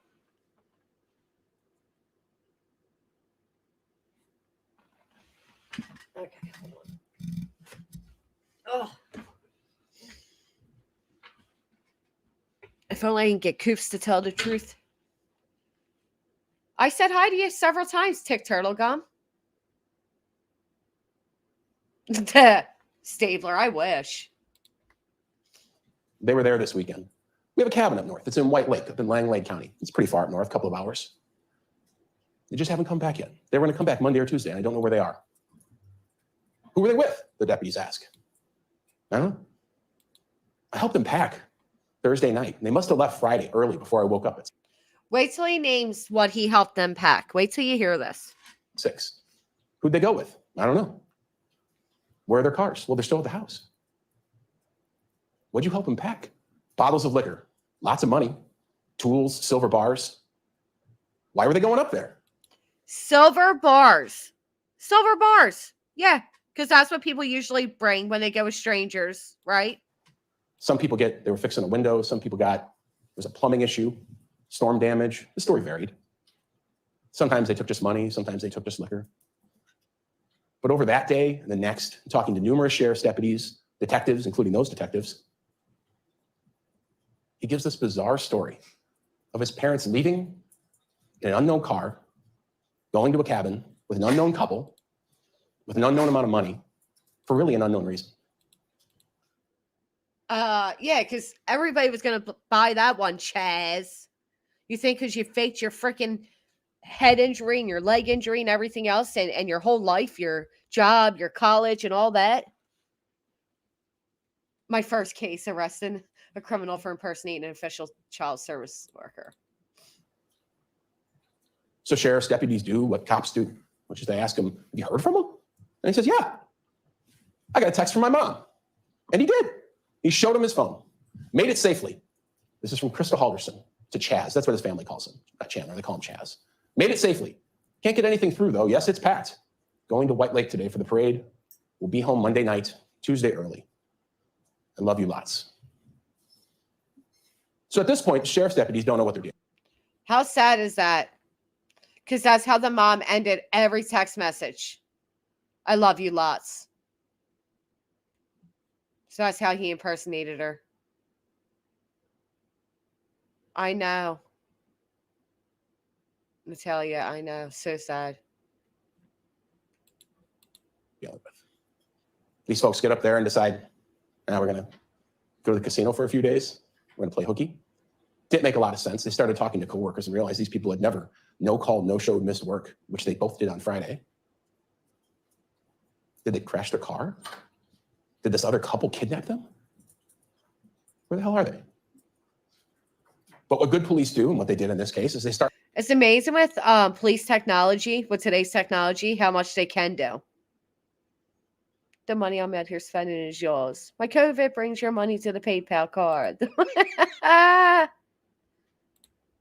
mean, right. Doesn't he know? Falling asleep in trees is a common, Start looking into the people who saw them last, who were with them last, who reported them missing.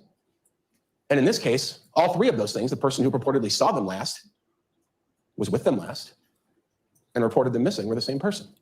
Chazzy Bear with the weak legs. Oh, thank you, Gary. This is supposed to go to this guy, right? But I don't know who he is, so I will gladly take it. Thank you. There's Chandler Halderson. So what the police did was started to look into Chandler Halderson. This is all occurring in the same 24-hour, 48-hour period. And what they learned about him isn't suspicious at all. He's a Madison College student, MATC. They go by Madison College now, if you didn't get the email. Madison College student. He's about to graduate.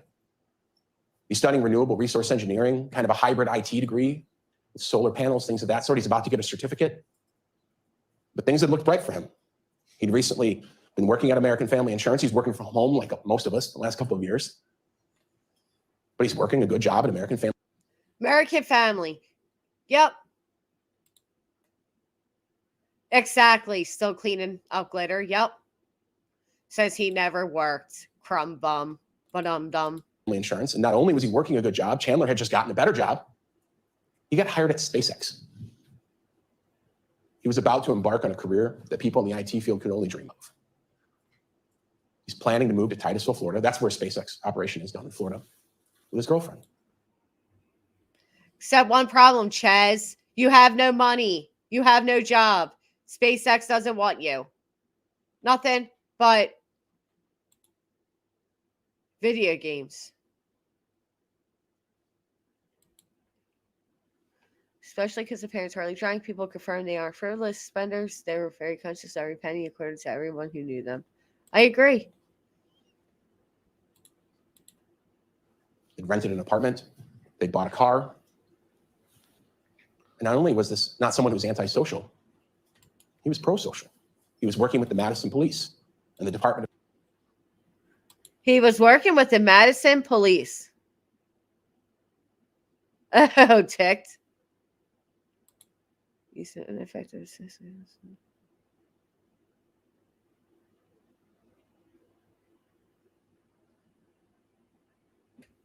Oh, we'll have to check that out. Of Natural Resources on their rescue diving team. He was a scuba diver, working with the police. The only thing that was a bit odd is he'd recently suffered a head injury. Fallen down the stairs, had terrible concussion, was unable to move for the most part. Had to wear a neck brace. He was permanently, perhaps injured. So he could hardly move. He had to wear a neck brace, blah, blah, blah. This horrible concussion. And it turns out it was a minor. Told his parents that while working for months on his job, said, yep, that's what I was saying. He said there was, Nicole, you all right? He said there was a problem with the payroll. They gave him hourly instead of salary. Yeah, everything this lawyer or this prosecutor saying is what he claims. She must be leaning on her phone because Nicole's always here. All of those things threw police off from thinking it was Chandler. He had anything to do with this. And at that point, for all they knew, as sad as it is, Bart and Krista and an unknown couple were crashed into a ditch somewhere between here and White Lake, Wisconsin. Or sleeping in a tree. Don't forget that. Oh, Violet, I'm sorry. I'm really sorry. Dead from a car crash. So they started looking. Deputies are sent up north. The Langley County Sheriff's Department is searching a cabin. No one had ever been there. It looked like anyone had been there at all in years. It was run down. The grass hadn't been mowed. There's no food in the refrigerator. No one had been there. So the police expand their search and they start talking to not only just Chandler, people about Chandler. They start talking to people who were with Chandler that weekend. Good. And you know what's sad? Chandler spent that weekend with his girlfriend's family, his mom's really good friend. He messaged his mom's really good friend and asked what he was doing because he didn't want to be alone after murdering his parents. Specifically, they talked to his girlfriend, a young girl named Catherine. She goes by Kat. Kat is probably. And Kat says, I was with him like all weekend. You know what? Can we just give prayers in the chat for Kat and his brother and everybody that knew them and loved them?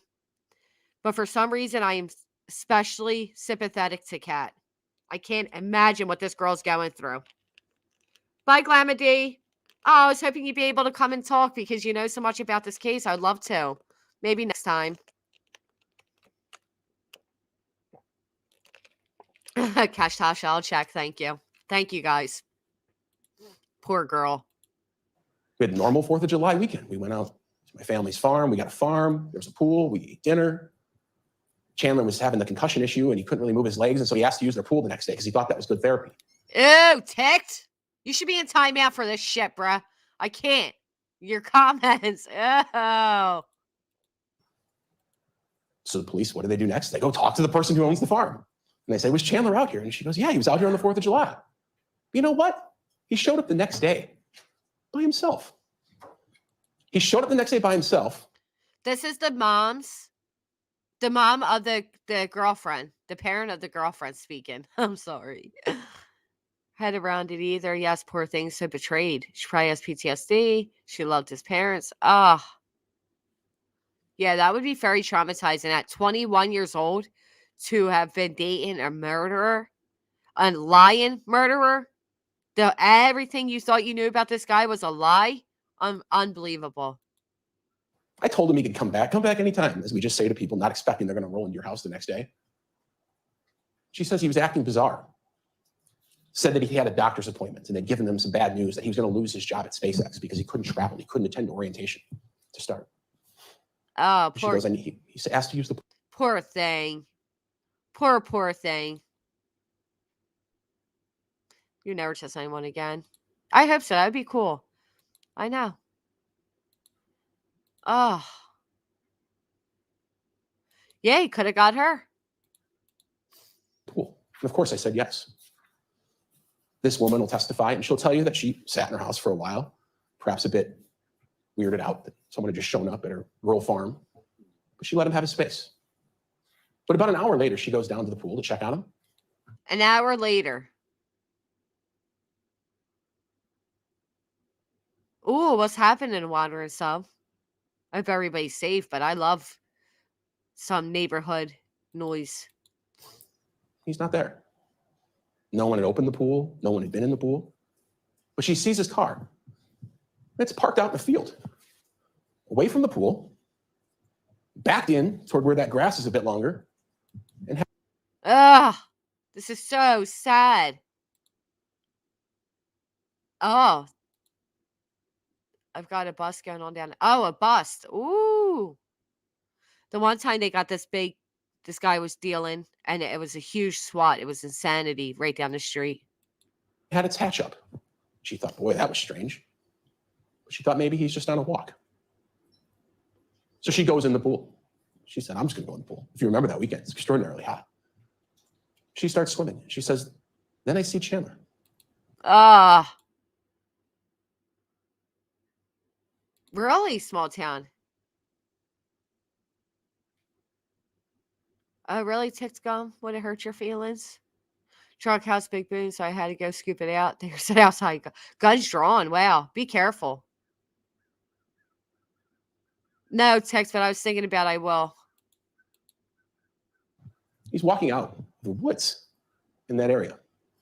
Now, at this point in the investigation, the police are out there with this woman. They're out on the farm. And she says he walked out over there. And you'll hear from the Detective Brett Baverstock, who was out there. And he'll tell you that his eyes kind of... Oh, my goodness. The arrow and where it's pointing and who was there. And, have a great day. Hope for peace. Thank you for coming in here. Burn where the gun was found. Oh, is by the pool. No,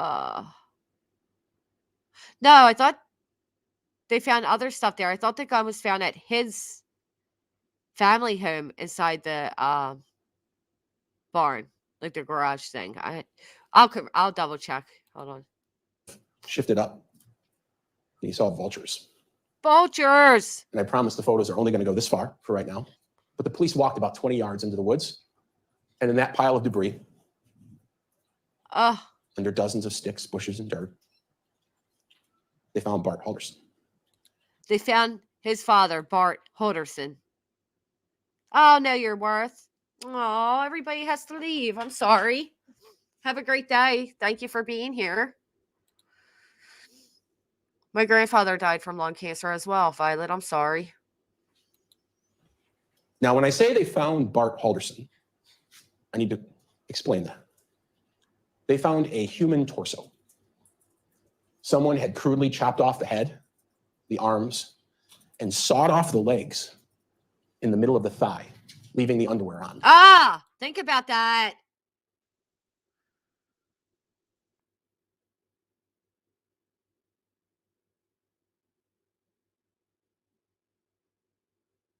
Oh, listen to this, guys. I got some, while we got this horrible news, I got some good news. Natasha Cooper lost memberships, monetization on her recliner queen. Ah. Oh, and then because she's been so sick, I haven't been able to work all week, and now they managed to take my monetization on my newest channel. It sucks, but it is what it is. So donate to my new tip jar. Wait until I start my fund to go after you people that entice child real life on me.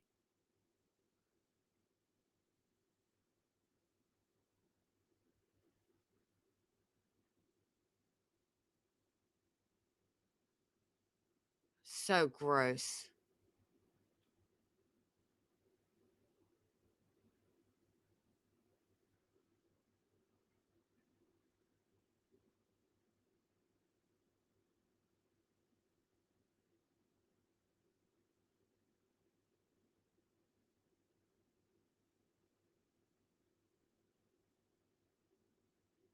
These people just make shit up.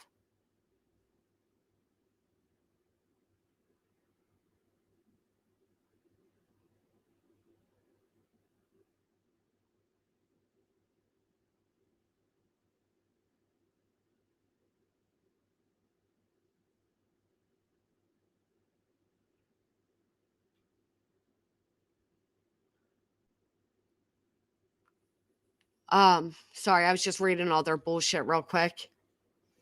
I know. You know what's funny? She literally had the audacity to make a comment about me responding.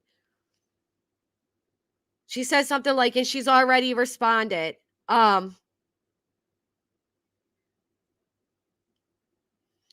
She's already responded again. This mess is too fun. You tagged me now 7 times to say you're unbothered. So weird. You're so weird. No, she lost. Yeah, she lost. She's not able to get money on it. Well, she shouldn't be. Anyway, let's get back to the other real life sociopath, which is Chandler. In the beginnings of the pants. They removed the sticks and brush over a course of a few hours. They brought out doctors from the medical examiner's office to make sure everything was done appropriately. They rolled the torso over. Oh my God, it's horrific what this guy's saying. Hey, just for you, 2247. You know what else I want to point out? While this AJ's over there comment about people that go real life, you go real life. The amount of emails I got warning me about you, but what's ironic is you are commenting under somebody who goes real life on people's posting. So you think you're in a better camp? No, you're right where you belong there, darling. I just had to get that out real quick. There were gunshots in the back. This man had been shot in the back and chopped up.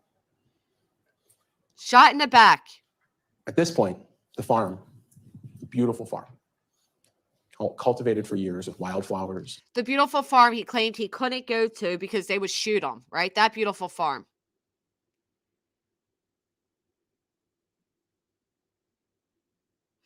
Okay, Mom, I don't know. I have no idea what would cause that. I know Delaney and Christy. I know.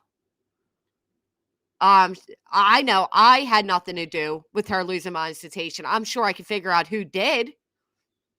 But of course, she lumps everybody together as they, and she starts a PayPal pool.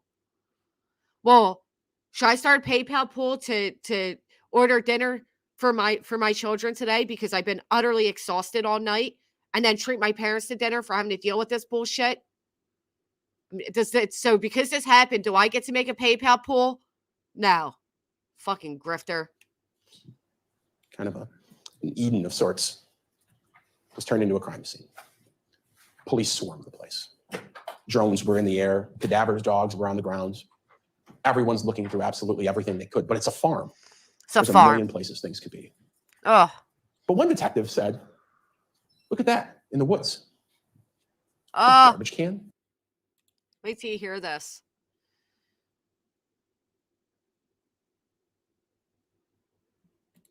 Yeah, I don't know, Jill T. I really don't know. Thank you, Sabrina. Thank you, and you're right. Tides are turning. This is just the beginning. I'm sure she could lose it on others. I know, Okie Mom. It's disgusting. It's truly disgusting. Full of a tarp. It was. I'll tell you that tarp was taken out, taken to the Wisconsin State Crime Lab eventually. Bart Halderson, Krista Halderson, their blood is all over it. Another detective said that spot where Chandler was walking out of the woods, there's an oil barrel there, like an old fuel tank with a hole in it. Look how clever these detectives were and what they had to find.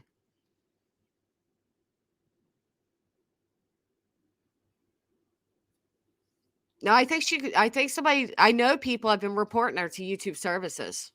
She could be lying too. I don't know. I'm quite,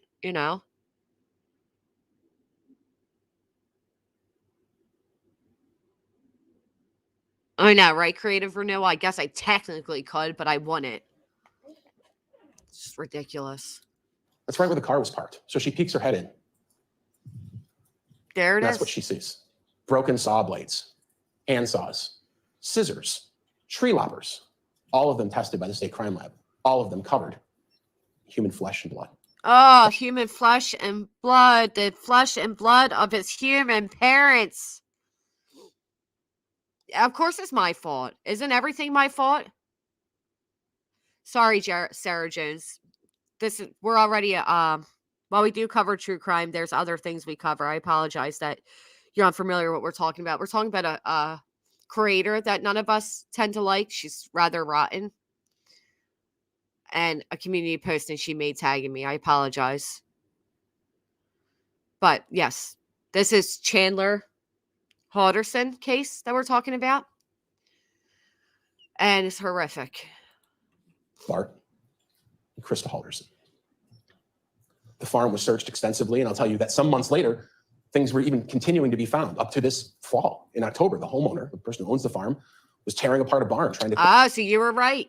I apologize. You were right. It was at this farm. It was for some reason, the photo I seen, it looked like it was the parents' house.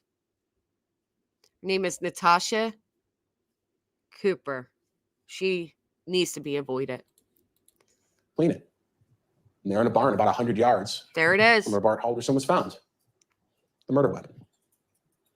Behind a bunch of boards on the side of the barn. Don't forget, this is weak like Chandler. Chazzy Chaz couldn't even go to his bedroom. Can't even drive on his own. But somehow was able to carry 20 pounds of ice and his parents' bodies and all these things and walk all over the place disposing of his parents. No, I was not tagged, Laura. Thank goodness. No. You're welcome, Sarah. Once you're monetized, if you in your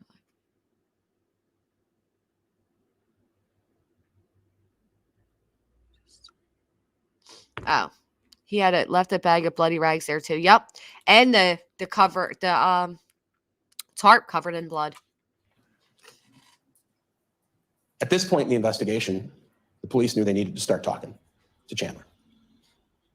He's seen coming out of the location where his dad's body was, just his girlfriend's brutally chopped apart. Location, his girlfriend's family's house. Tools, the cutting instruments are found there.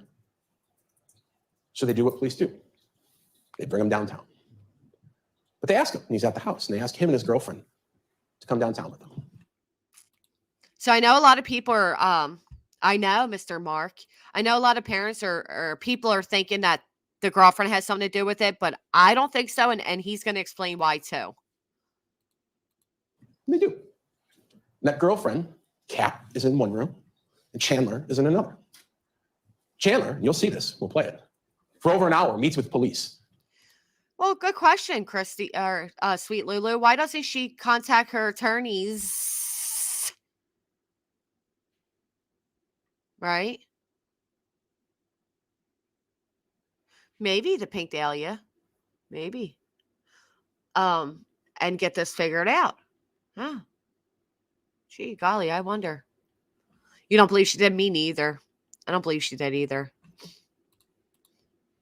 and again regurgitates this odd story of his parents with this missing couple in a random car, going places that no one really knew.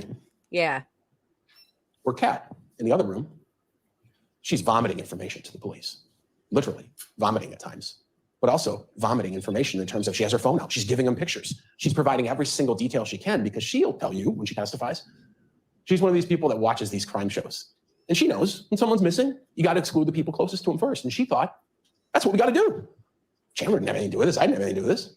We got to get to the people who did. And the first step is we got to exclude us. She didn't for a second think that Mr. Halderson had done anything wrong. She thought. That's why I don't believe Mr. Halderson didn't know. Yeah, Mr. Mark, I seen that. The same day I made that I was going to do this, I saw that. Whatchamacallit?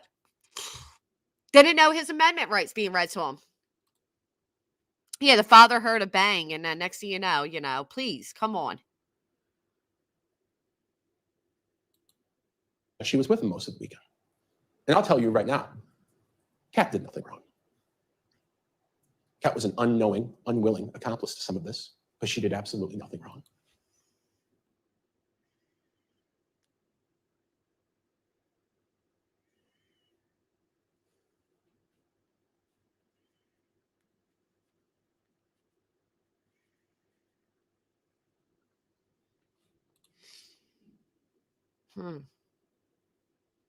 I've spoken a little bit on her, Sarah Jones. I haven't gone into depth about her, about what's happening with her case, more so what these YouTubers are doing to her poor little name. And she'll tell you, she liked Mr. and Mrs. Halderson. There were the normal disputes you'd have with your boyfriend or girlfriend's parents. Maybe you want to go out a lot and they don't let you. Maybe you want to hang out more than they don't want to. But she liked them. Her phone is full of messages between her and Mrs. Halderson. Friendly in all respects. Kat meets with police not just once, but multiple times. And in one of these meetings, she says, you know what was weird?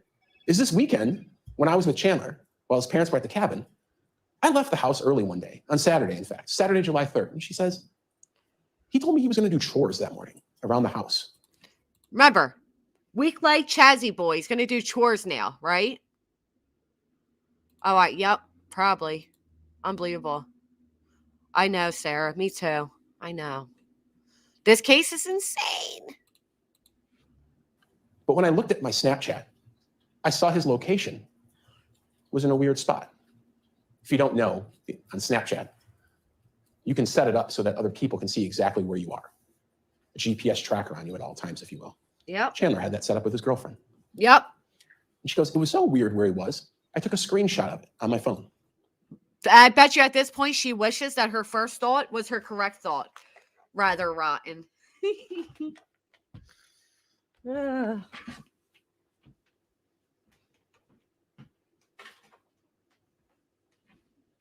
Poor girl probably wishes that her concerns over, And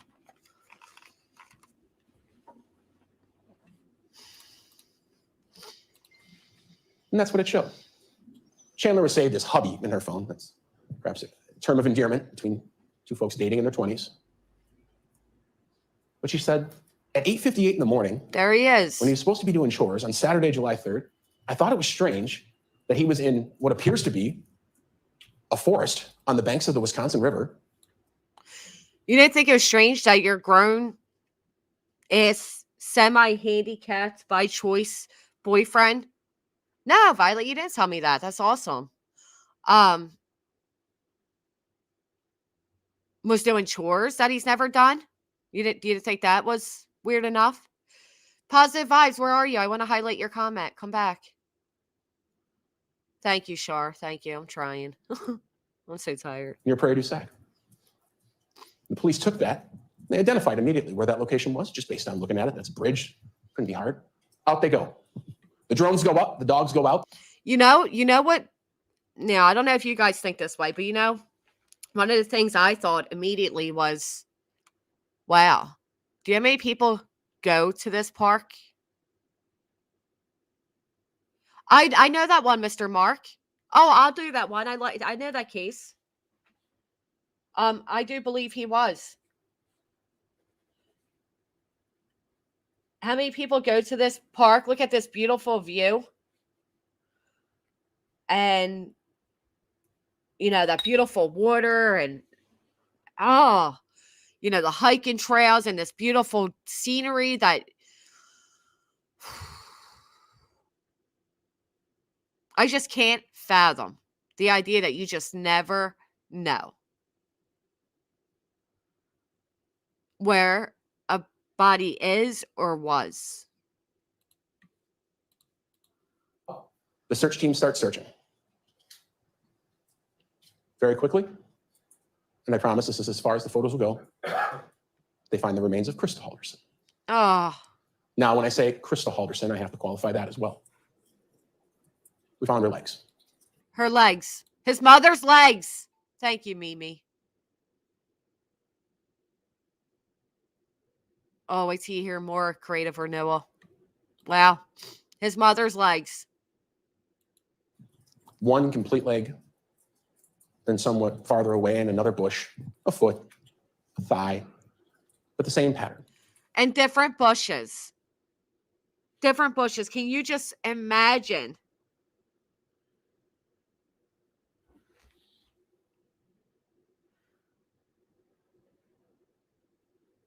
Can you imagine what these officers had to go through?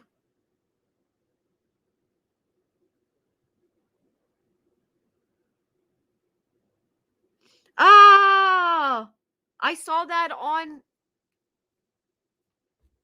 Oh.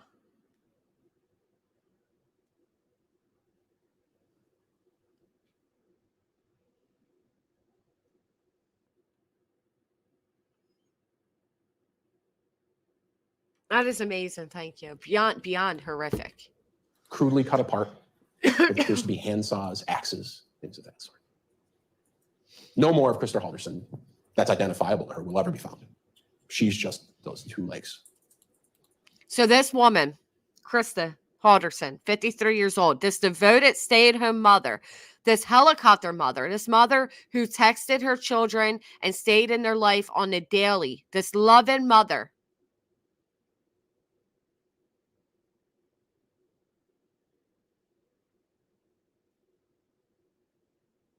Has pieces of her body just floating somewhere around there in the water, more than likely. Nobody knows. They haven't found, to this day, they have not found anything farther than her legs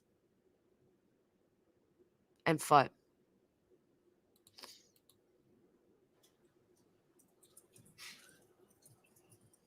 At this point, the police thought, this is just a strange location. Why would Chandler be out there? He'd been out there before. Well, They started talking to people, including girlfriends of his in the past, friends of his, and they say, yeah, Chandler really liked this location out on the Wisconsin River. He'd go there all the time. It's where he'd go swimming. When his friends came into town, that was the secret swimming spot. And one friend even said, you know what? Last year, he sent me a picture while he was out there. so you swam in the waters that you more than likely placed your, well, hello there, where you likely placed your mother. Same waters he loves swimming at. MJBL, next destination spot. Who knows what crime they're gonna Kind of shirtless, hanging from a harass tree and with a stalk machete. again. I don't know. Didn't have a lot of significance at the time when the police saw it, but eventually someone realized the tree looks unique.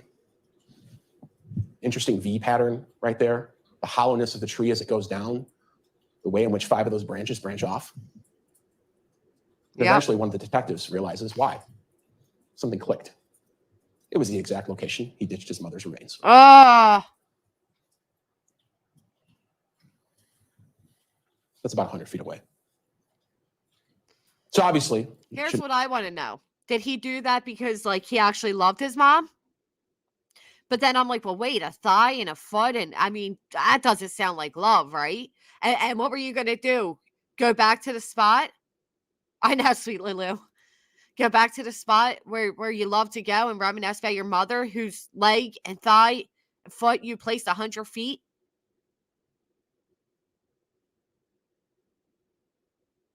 Oh, Sarah Jones. Isn't it beautiful there too? No, not inside the tree. No. 100 feet behind the tree. Didn't come to anyone's surprise. At some point, Chandler was arrested. In Oh, fact, he was arrested on July 8th, have a 2020. great day, Pink Dahlia. Thank you for coming in. Of what name? Oh, who died in the swing trial? The one that was very neglected. I don't even want to think about it. When you're arrested for a lot of crimes, you go to jail, you get booked in, and not much more happens investigation-wise after that. They have what they need. I know But of the course, case that's you're not the case talking in a murder about. investigation, especially something like this. So Chandler's taken to jail, and the police start searching. When I say searching, you're going to hear about searches of the house, searches of this farm, searches of this property. You're going to hear about searches of landfills and ponds and ditches all across. All across the state, they had to search for pieces of this couple. Oh, Sarah Jones, I see. Well, better than, well, no, I guess it is all rainy and dreary, and I always wanted to go there. At least you have nicer neighbors. Dane County. But one of the things they started searching was, what was this guy doing on his phone that weekend? And oddly enough, most of what they found was nothing. Either Chandler hadn't Googled anything all weekend, except for the 8th, or he had deleted his search history.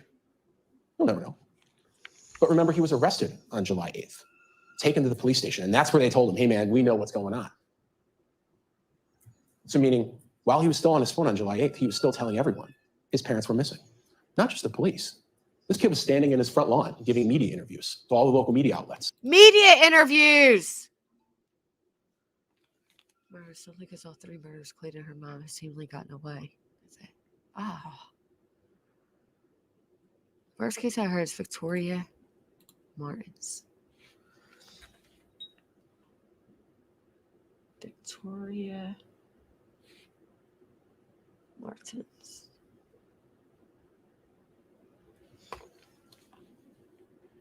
I know. I still cannot pull out the insides of a turkey.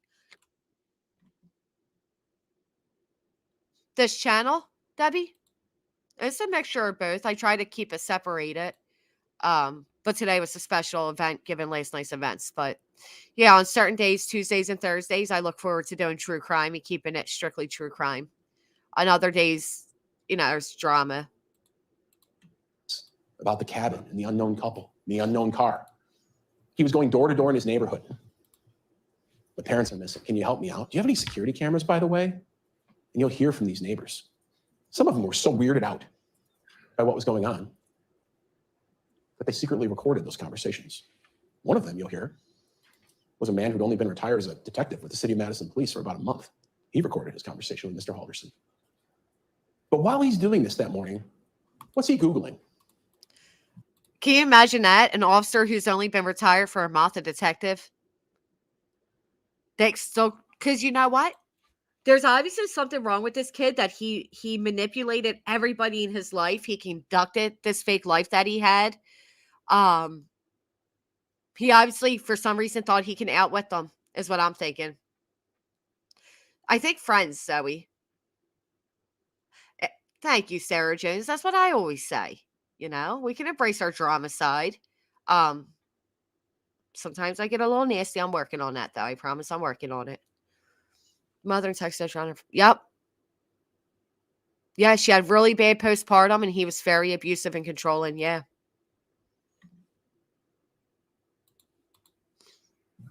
This is what he's Googling. Body found, Wisconsin. Woman's body found, Wisconsin. Wisconsin, dismembered body found. We'll come back to the next two. Dead body found in Wisconsin. Body found in Milwaukee River.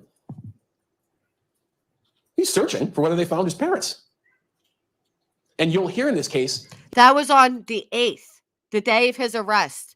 The day that he was walking around asking neighbors if he could see their footage and if it caught anything. Oh, maybe Janie. Let's hope she keeps doing it. Exactly, Christy. We admit it. We're not like, oh, we hate the drama, as we're all like making a third drama channel, right? I mean, come on. He's starting to search because he's starting to get worried. Gary's the amount the of best. Police in his neighborhood has been ramping up and up and up because unbeknownst to him, they're finding his parents' remains. And you'll hear that while this is going on, while he's Googling these things, he's frantically calling police officers. Hey, why are there more cops in my neighborhood? Calls this guy, Brian Shunk. He records. I appreciate you. Well, hello there. I really do. Thank you. And I really like your names. I like saying, well, hello there. Hello there. I like it. Yeah, so this now he calls. I mean, this kid just. What's going on? There's more cops. Did something happen? Did you find something? The middle ones, State versus Peter Capuzzo. Probably means nothing to everyone. So this is interesting. This is a case that happened that Chandler Chiazzi there looked up. And, well, he's going to tell you what the significance is. It meant nothing to me when I first saw it. The name rang a bell, and I wondered why. Not only did it show he Googled State versus Peter Capuzzo, it showed that he clicked on a link on the Wisconsin court's website and read something. What he read was a legal case, much like this one is the State versus Chandler Halderson. The State versus Peter Capuzzo, though, was a case that made it to the Court of Appeals based on some legal technicalities. See? A case that made it to appeals based on some legal technicalities. You know what I mean? So thank you, small town. He's already looking up ways to kind of get out of what he's doing. Amazing. This kid is just something truly else. About a man who dismembered part of his family members and threw their bodies in the river. So at the same time, Chandler Halderson is going door to door in his neighborhood, crying about his parents being missing, talking to the local news, telling sheriff's deputies, signing documents saying they're missing. I got to admit this to you guys, because the minute I heard him saying the river, and I know this is really bad, but this is how much I enjoy true crime and horror stuff that just random things pop in my head. But I immediately started thinking of Tina Turner's Rolling on the River. I know that's horrible, but I had to own it because it's just rolling, rolling, rolling on the river. Oh, ooh, ooh, ooh, ooh, ooh, ooh, ooh. One year when I found out my uncle made gravy at the giblets, and I loved it. Dude, I don't think I'll ever go swimming in a river or a creek again. Nope, we'll never. Some things we shouldn't share though, right, Gary? Because you're like my alter ego. You're like, I shouldn't share things. And I know I shouldn't. And you're encouraging it, Gary. And you shouldn't be. Some things I should keep to myself.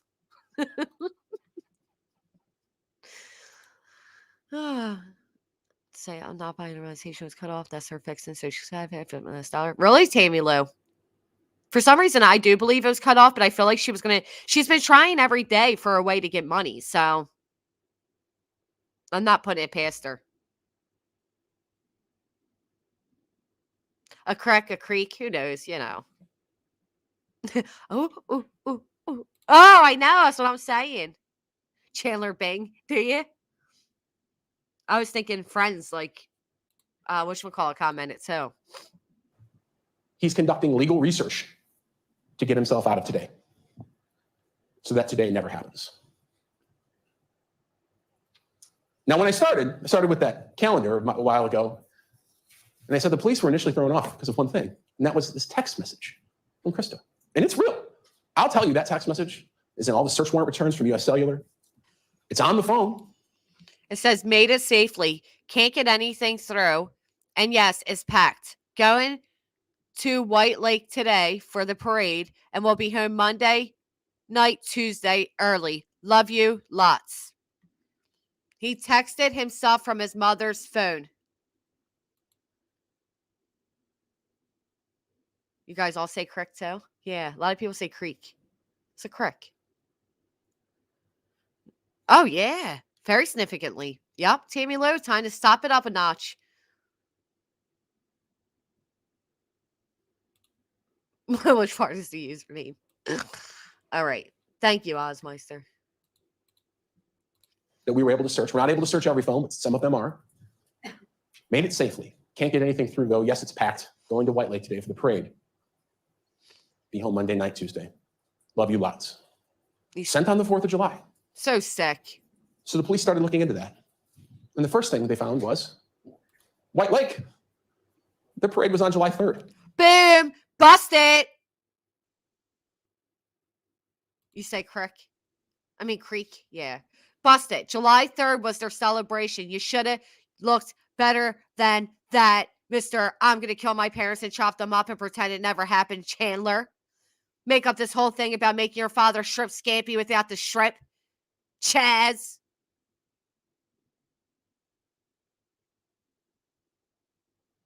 Yep. Yep. Still cleaning up glitter? Sure was. Mom's phone was found in her shoe. Oh, just wait, guys. It's horrific. Remember, the 4th of July this year was on a Sunday. So everyone celebrated on Saturday. This guy does such a well job that this alone should be a documentary. And if I was a juror, I'm sorry to say, but I'm likely already like, guilty, you know? I say crick in North Carolina. Some of the backwoods folks say creek. I'm a cricker. I say crick. Spanking.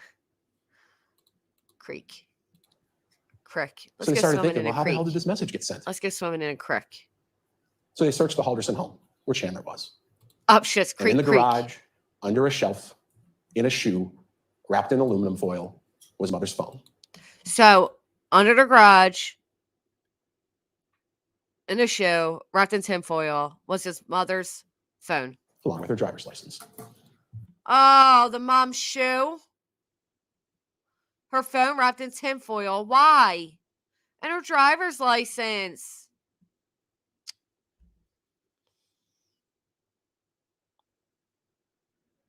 Oh my gosh. You guys, her birthday was 2 days ago. Her birthday was 2 days ago. Thank you, Sarah. We are good people over here. I know you're lost with the side conversation and what's all happening, but you'll figure us out quickly if you decide to stay. January 25th was the mother's birthday. January 25th. That was the day that I made this stream. That's eerie. That breaks my heart. She would have been 54 years old.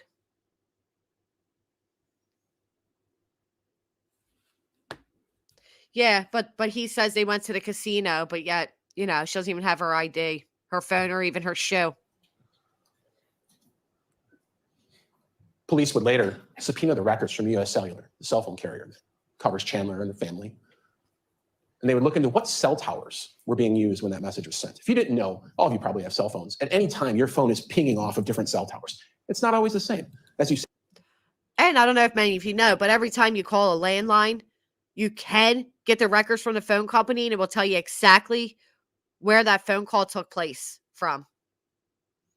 She does, Dragonfly, yes. Oh, your son's birthday too, Violet. Happy birthday to your son.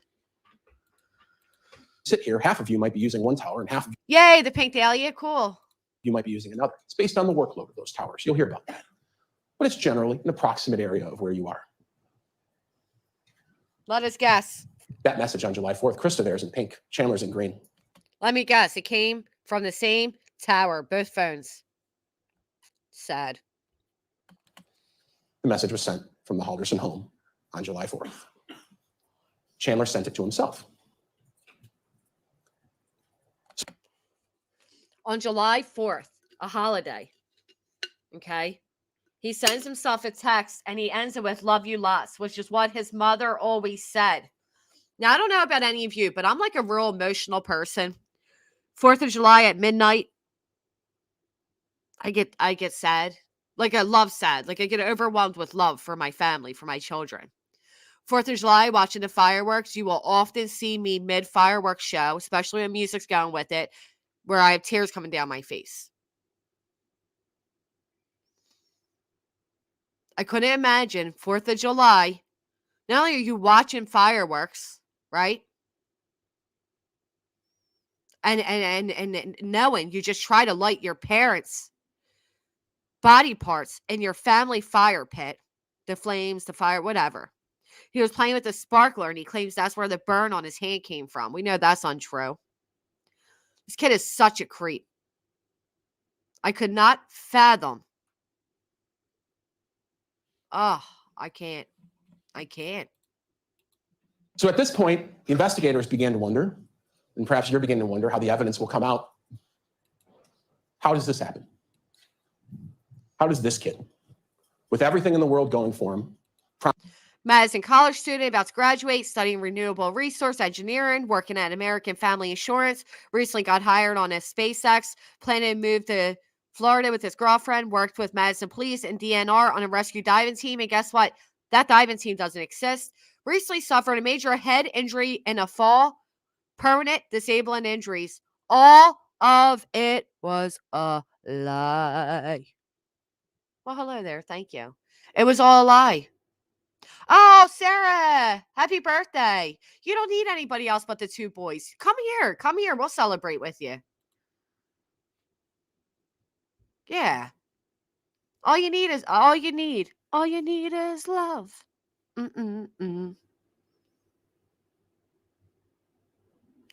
Let's see.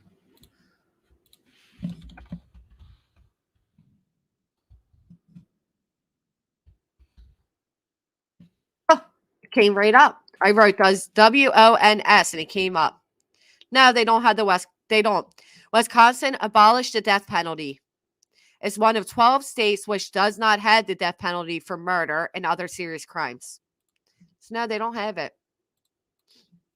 Promising new job, school, a girlfriend that loves him, willing to move across the country for him, or even physically, a kid who just suffered this major concussion, was unable to use his legs for the most part. How does this happen? And what you'll learn, it happens because none of these things are true. He wasn't going to matter. Thank you, the Pink Dahlia. Thank you so much. Man, listen to this. This kid lied about it all. In college. He wasn't studying renewable resource engineering. The people at American Family Insurance, they'd never even heard of him.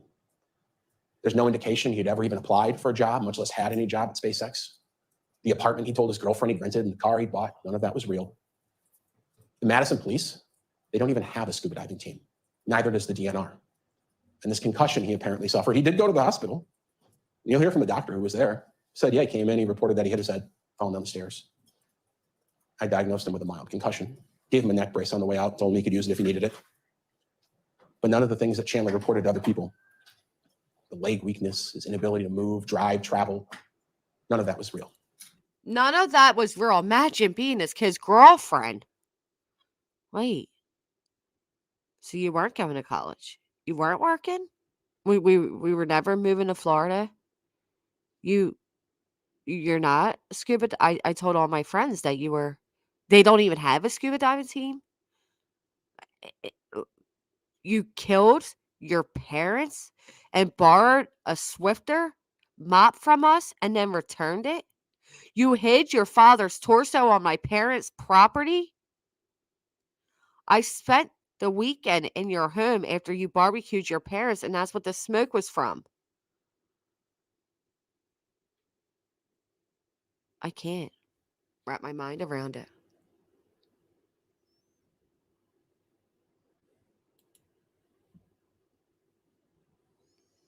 Virtual handshake. What does that mean? Are you joking with me? She'll never be the same. I can't imagine. And given what you're going to find out in this case, you may conclude at the end of it, he never suffered any fall at all. Right. That's where I'm at. You may conclude is that it was all made up.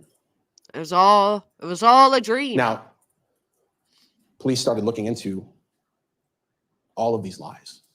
Because how does a person who looks so promising, was able to convince so many people of his success, how are you able to keep this up? Well, he's not. That's why he replaced one lie with the other lie with the other lie. Yeah, Paula, I did read your email. I'm going to definitely send you an email back. Oh, I couldn't imagine. I know, Mimi. Yep, still clean up glitter.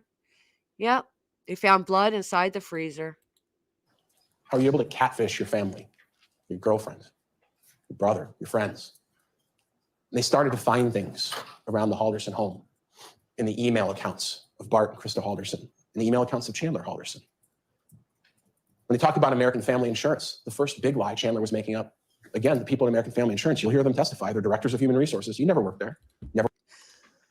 You know what else is crazy aside from all of that? He started sending his girlfriend texts, and they might touch on it here.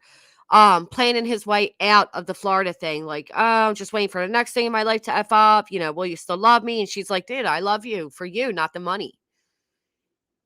Everybody that this kid fooled would have loved him regardless without any of that. Oh, I missed it.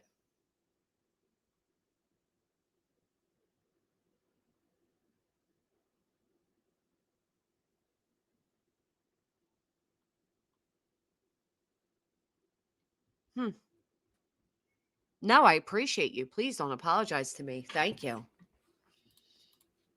Never worked for any of their affiliates, never worked for any of the companies that are associated with them. Chandler had been claiming to work there for a year,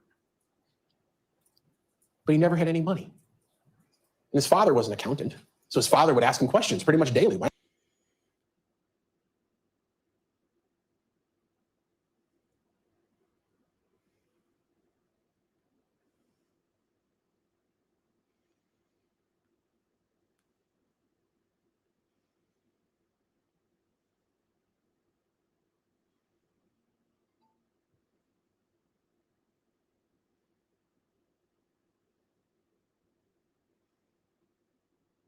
Sorry, guys. Just give me 1 second.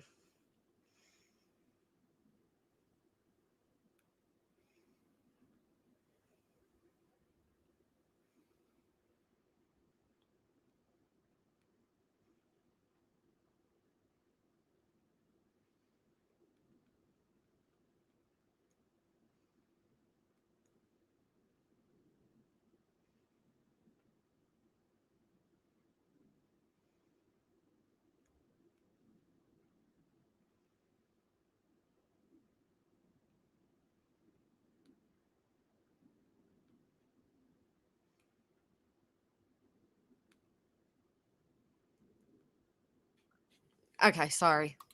I don't have any money. Why haven't you paid any rent? And Chandler spun an amazing web of lies. First, it was, well, I'm a salary guy, but they were accidentally paying me hourly, so they just held my paychecks until they fixed it. Then it was, I gave them the wrong direct deposit info. Then it kind of shifted eventually. And he said, well, they were going to pay me, but now the amount is so much, they got to pay me so much money that when they deposited in the bank, they thought it was fake. And police started to find emails like this. This from Tom Selznick, a guy at American Family Insurance in the Northeast, remote human resources guy, describing this. You're registered as salary, but you're making hourly. And these emails. He faked emails to himself. He faked emails.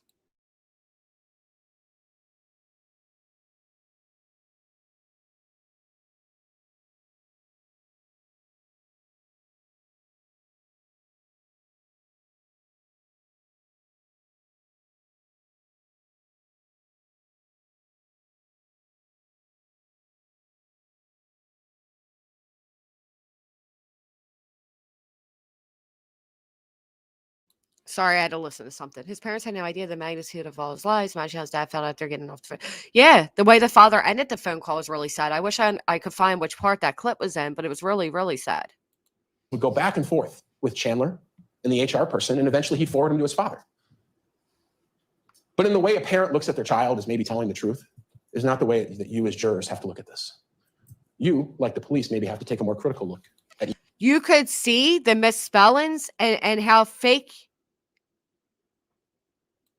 it all was.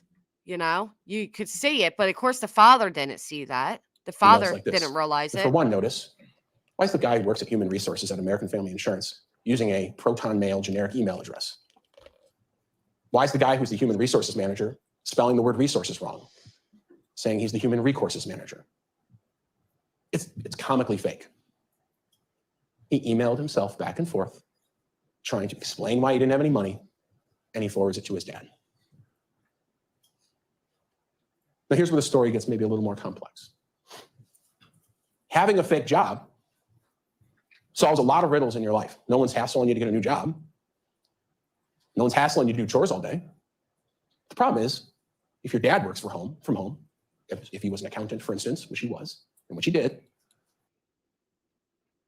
This is crazy. That's literally crazy. You actually have to wake up early every day and go to work. So there he was. Messages between Bart and Chandler. Hey, are you up for your meetings? Yeah. Over and over again. So Chandler woke up. But he had nothing to do all day because his job was pretend. And so he sat on his computer playing video games. And I'm not against people playing video games. I'm a guy myself. People play video games. But video games, if you don't know, and some of you are of an age where you do, and some of you are an age where you don't, are a much more social thing than they used to be. When you play video games, you don't just sit on Nintendo 64 and play Mario by yourself. You're playing role-player games with people from around the world. And who's up early in the morning when Mr. Halderson had to wake up to attend his fake work meetings? His fake work meetings. Reason for not going live till next week because COVID, she says, is a light case. If they're in the worst case of COVID her doctor had ever seen. She was live daily. Yep. Isn't that ironic? Isn't that ironic? Don't you think? A little too ironic. And well, I did hear her on Scarlett's panel. She sounded like crap. So I don't doubt she's sick this time. I do question if she was ever sick last time. Yeah, I see that a lot, Gary. I see that a lot. You're not alone in that. A lot of the comments say that. People in the military who are stationed overseas. They speak English. They're American. But they're on a different time schedule. They're on his time schedule. Most people here probably play video games at night during weekdays. But every day, Mr. Halderson was able to wake up and find a group of friends to play video games with online, one of which was stationed in Germany.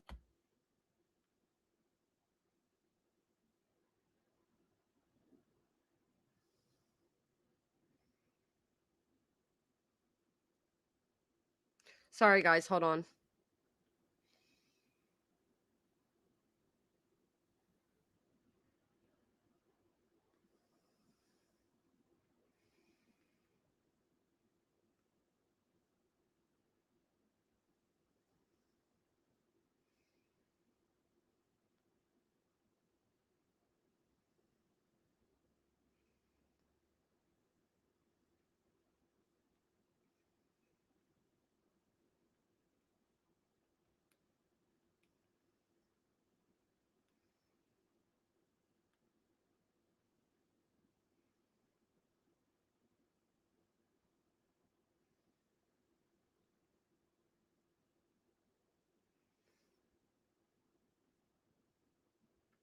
Okay.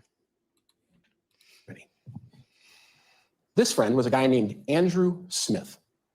Now, Mr. Smith, Mr. Halderson became kind of best friends. They would talk all the time. They communicated in this video game all the time. And Mr. Smith, he'll testify. He's coming up here, lives down south. He's back in the US. He'll tell you that Chandler really liked an SKS rifle when they play some of these shooting games. It's just something he liked. Not a big deal. There's nothing wrong with that. But this past summer, about a month before the murders of Bart and Krista Halderson, this online friend, Andrew Smith, comes to visit Mr. Halderson. So this kid plays online gaming so much that he built a personal relationship with a stranger through online gaming who is coming to visit.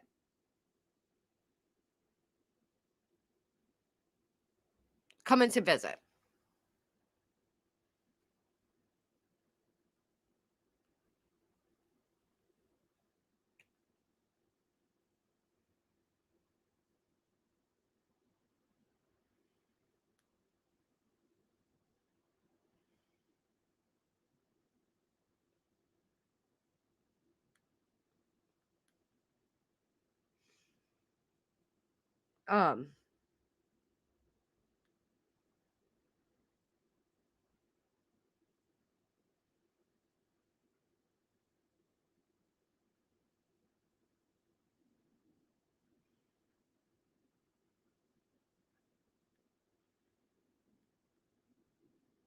Sorry, I'm trying to fix this.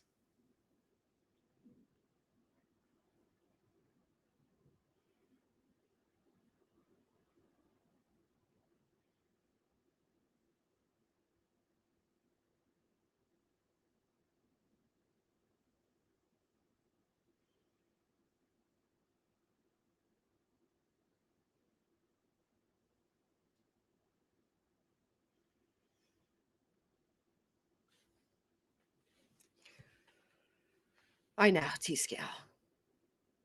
That's exactly what she's doing. And expect stays at the home with Bart and Krista. This is a picture of Mr. Smith and that perhaps crudely designed yellow shirt. That's Mr. Halderson. It's the only photo we have of them. This is the shirt this kid wears to meet this kid and his parents for the first time. Right? Pretty funny. But yeah. So here's our awkward parent killer chopper upper. On that visit. You'll learn that Mr. Smith had gotten out Exactly, of the military. me. He's done with it. But you also learn that he really likes guns. Like he really likes guns. And he knew his friend liked SKS rifles. So when he visited him this year in June, he brought with him a gift. The SKS rifle that was found about 100 yards from Bart Halderson's body. Now, you'll meet Mr. Smith and you'll probably concur with me after meeting him. He's not really probably a paperwork kind of guy. So this friend gave him this gun.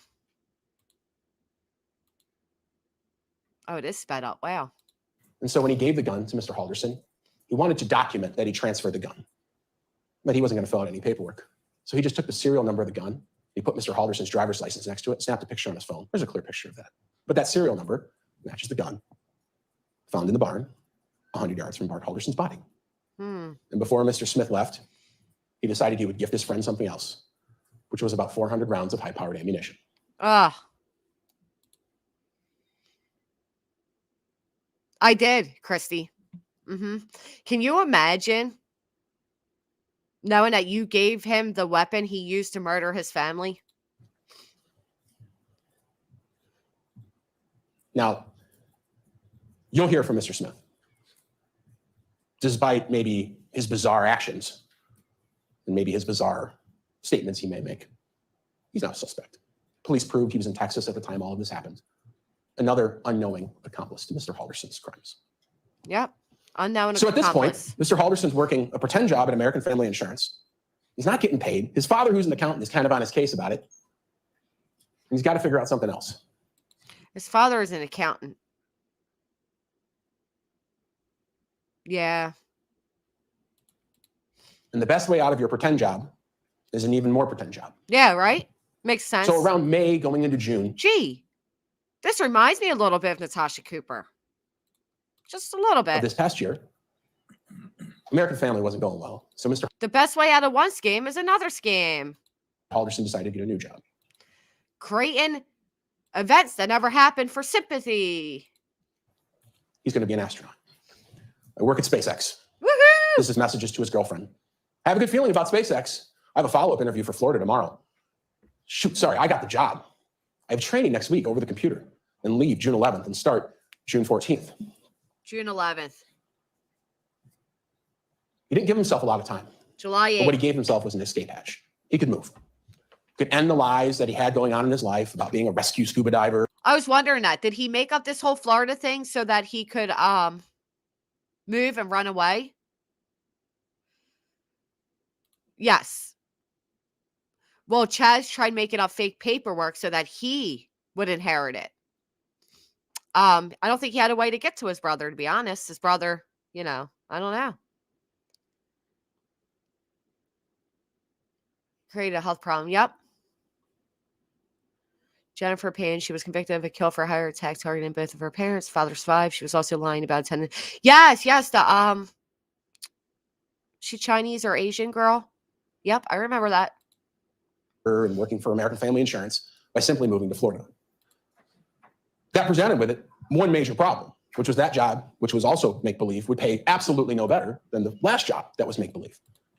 Sarah Jones, this is about a 23-year-old Chandler Halderson who lied about everything in his life. And when he was about to be exposed for his lie, he killed his parents, chopped up their body parts, tried to burn them in the house fire pit. He did a lot of nasty stuff. So in late June, as he's supposed to start the job at SpaceX in Florida for Elon Musk, something happens in the Halderson family, something real. There's a change. Remember when I started off and I said there were two sons? His older brother gets hospitalized. That's real. It happened. Got diagnosed with diabetes and was having some complications. He's doing great now. Mr. Halderson uses that as an excuse to delay starting at SpaceX. Right.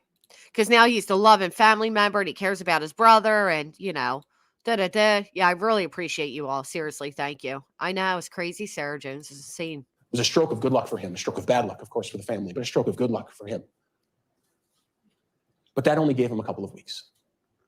So his brother, who's doing really well in life, engaged, house, real job, making a lot of money, suddenly he's in the hospital, being doted over by his family, by his mother.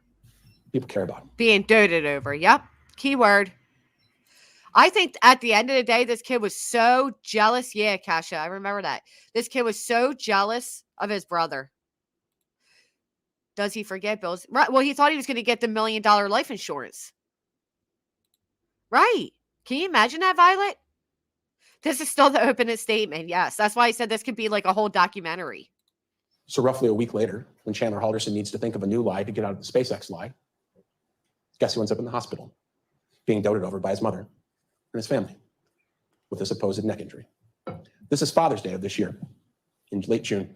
Oh, That's Bart Halderson in the middle. incredible dad. And here he is wearing this fake neck brace. And how cringy is this photo knowing what the outcome was? The father all happy, smiling, the brother, and then just even the way he's awkwardly standing, his clothes hanging off, the fake neck brace, the misery look on his face. He was so jealous of his brother. It is obvious. And the father. Oh, rest in peace to the father. Mitchell on the right. Of course, Chandler wearing a neck brace, but no one told him he had to wear on the left. 23, yep. Now, around this time, Chandler started telling people an extraordinarily bizarre set of claims. That he had a brain bleed, a hematoma, that he had spinal damage, that he needed his head drilled open, that he had inability to use his legs at all. Couldn't drive. People had to do that for him. Nerve damage. That he had nerve damage, that he needed to get a colostomy bag. But most importantly, and none of it was true. None of this was true. This was just a lazy 23-year-old who didn't want to do anything but sit in his bedroom and play video games. He couldn't go to Florida. The doctors had told him he couldn't fly. Of course, that's not true. You'll see his medical records and you'll see his doctor testify. So suddenly this man, Irvin, who was, for all intents and purposes, disabled, was being doted over by his family. People were making him meals. You'll see notes his mom was leaving for him. Call this neighbor if you need anything. She'll help you out. yeah, everybody believed it and took care of him. His brother made a statement, yeah. Well, not a statement, not that I saw. I seen he was on the stand. Couldn't drive, couldn't work, couldn't do chores. So in the one comment section of the video I watched, one of the alleged neighbors of the parents commented, and another person was alleged co-worker of the father's. The alleged co-worker said that Mitchell, the brother, is doing really well for given the circumstances. He's doing really well. And I hope that's true. I hope that's true. Now, a bit of a preview and a fast forward. This guy who was wearing a neck brace nearly every day in late June 2021 would have no problem just days later carrying large bags of ice out of gas stations to chill his father's cut up body in a freezer. And you'll note, no neck brace. And you'll note, no neck brace. Nearly every day in late June 2021 would have no problem just days later carrying large bags of ice out of gas stations to chill his father's cut up body in a freezer. And his father's cut up body in the freezer. Oh, I can't fathom. You'll note, no neck brace. And in fact, you'll note in this case, Chandler Halderson has never seen a neck brace again after July 1st, 2021. Interesting. Chandler. So the job lies are over for Chandler in his life. American Family Insurance, don't worry about that because he got this new job at SpaceX. In SpaceX, I can't go because I'm hurt. It was a perfect scenario. Yep. But there was one last lie that Chandler had to get out of. Oh, there it comes. Here it comes. And that is he had told everyone he was going to MATC for college. It's America. And he was about to graduate. And you'll hear there's a hint of truth to that he was going there at one point. In fact, there's a hint of truth to all of these lies. He did go to MATC for like a semester. Yep. He failed out. Enchanted. But Yep. he wasn't going there anymore. And parents were starting to grow suspicious. And we knew this because when we searched the house, we started to find notes on Bart Halderson's desk. Bart Halderson was one of these guys who prints his emails. I don't know if any of you print your emails, but some people, they get an email and they print it out. That was Bart. We find one. It's an email between Bart and Krista, detailing a conversation that he had with Chandler's advisor. What's this? Something certificate, IT. I can't read that. At MATC. Supposed to meet with someone else, so we met with this guy, Daniel Spieth. Chandler's going to get a solar certificate. He wasn't. He's registered for fall classes. He wasn't. He's in the IT program. He wasn't. Wow. All of these things, line by line, none of them true. But Bart Halderson talked to this person. So police honed in on something. That line. When I talked to the advisor, he sounds just like Chaz on the phone. And he gives this number. That is, of course, because Bart Halderson, when he talked to Chandler's college advisor, was just talking to Chandler. Imagine thinking you are so good at manipulation that you were able to talk on the phone to your father and him not know. Did you, Delaney?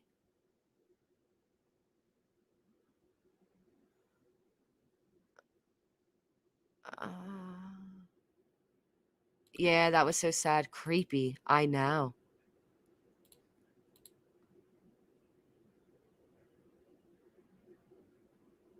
You got me. Busted. Sorry, all my favorite 164 subs in here that I'm highlighting your comments. I apologize. But truth be told, positive vibes, that is part of the perks of being a member. So if you like your comments to be highlighted from here on out, you're going to have to be a member. Okay? Part of the perks. Thank you. Who had bought a burner phone, cheap phone from like Walgreens that you can buy with no service carrier. And police know that because they searched Chandler's bedroom. And in his desk drawer, they found that phone. There's the phone he used to trick his parents.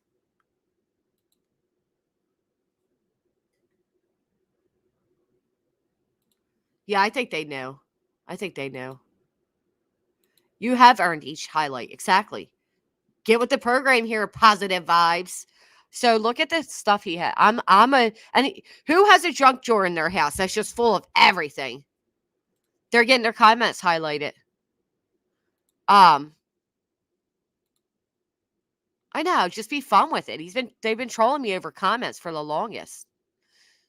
So we got, there's the phone he used to trick his parents. Good morning, Chandler. Be out going, Doran. Who's that a letter from? Something review, ask. Oh, don't tell me that's a letter from his mom. Of course. Don't get their comments. That's not true. And I'm not highlighting your comment because you didn't pay. I highlight everybody's comments. You're so weird. So I really hope that's not a letter from his mom or even his girlfriend. This is sad. Good morning, Chandler. Be outgoing, Doran. Something review. Ask. He got a lighter. But yeah, I got a junk drawer. I'll highlight that. I'll highlight that. I'll highlight that. I'll highlight that. I'm going to highlight this. I'm going to highlight that. I'm going to highlight that. Oh, I hope so, sweet Lulu. My name and gray. I don't know what that means either. It's not gray on my end. Oh, Angela, you don't really have to be a member. Just saw and see post you mentioned. Sorry, lots of millions are sick everywhere. Right. Sounds, yeah. This is very shifty behavior, isn't it? Thank you. All right. One red rose. Sorry. There's only how many people actively commenting? Sorry, all your comments don't get up there. I am now cheaping the highlights. You're right. Now, this kept going. The lie about going to MATC or Madison College was the most extensive. There were emails, dozens, if not hundreds of emails going back and forth between supposed advisors at MATC and Chandler, and then he forwarded them to his dad from people like someone named Alyssa Brandt, 64. They've been trolling me for a long time, Delaney. I've actually blocked 2 of them, so I'm surprised. They're very dedicated to trolling.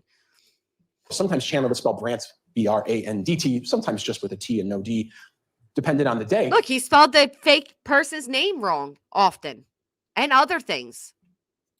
But they all had the @Gmail address, not @madisoncollege.edu. And you'll hear from the people at Madison College, their people have real emails. They don't use Gmail.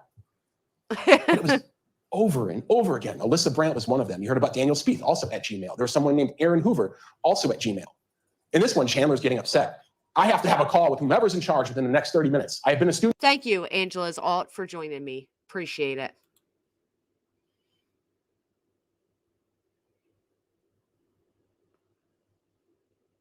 What the positive vibes say now that you're thanking them for?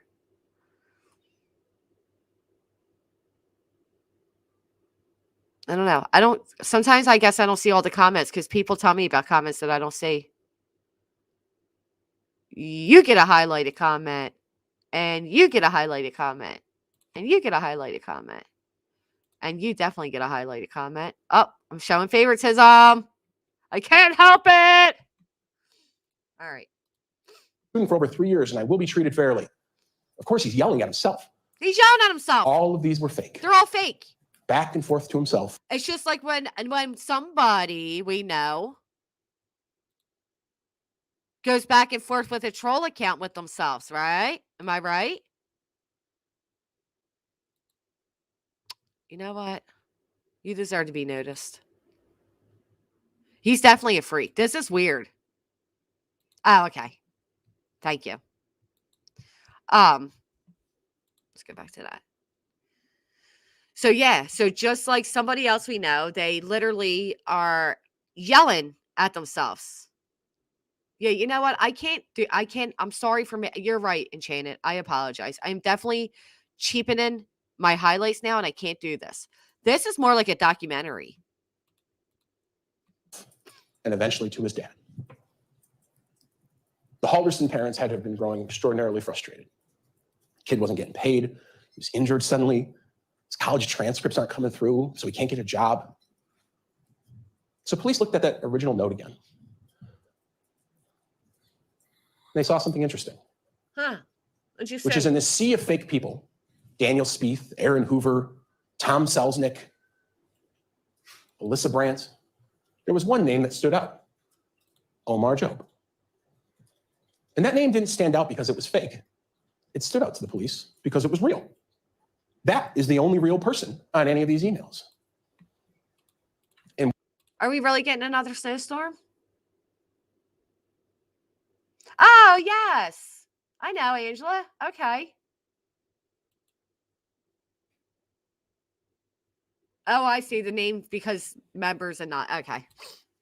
what we've discovered in this investigation is in just the day and a half prior to being murdered, Bart Halderson, Chandler's dad, called MATC. So and sad. pretended to be Chandler to try to finally get some information on what's going on. You guys, this Just is as any of sped you up could call too. any doctor and pretend to be your kid, you know their name, their social security number, their birthday, you can get through. You can get through those minor security things.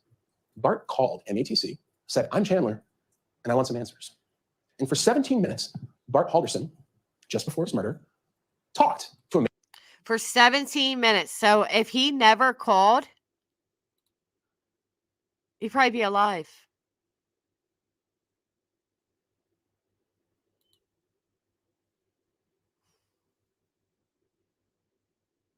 Yeah, it doesn't matter if you're a member. I was joking when I said members get highlighted. It's a complete joke. That's not how it works. I highlight comments that are relevant and that I want to touch base on. That's all. A man named Omar Job. Omar Job is a entry-level customer service guy at MATC. He's got no skin in the game. Doesn't even really remember the call, but it was recorded for customer service purposes. And Bart Halderson questions Omar, and he's very mean at first. Hey, Because in navigator. his mind, he'd been getting screwed around for a year on where his son's transcripts were and what degree program he was in and why he hasn't graduated yet. Yeah. So he's like all like, yo, what are you doing to my kid? And they're like, bro, your kid doesn't go here. And he's like, oh, that would be it then. It's sad.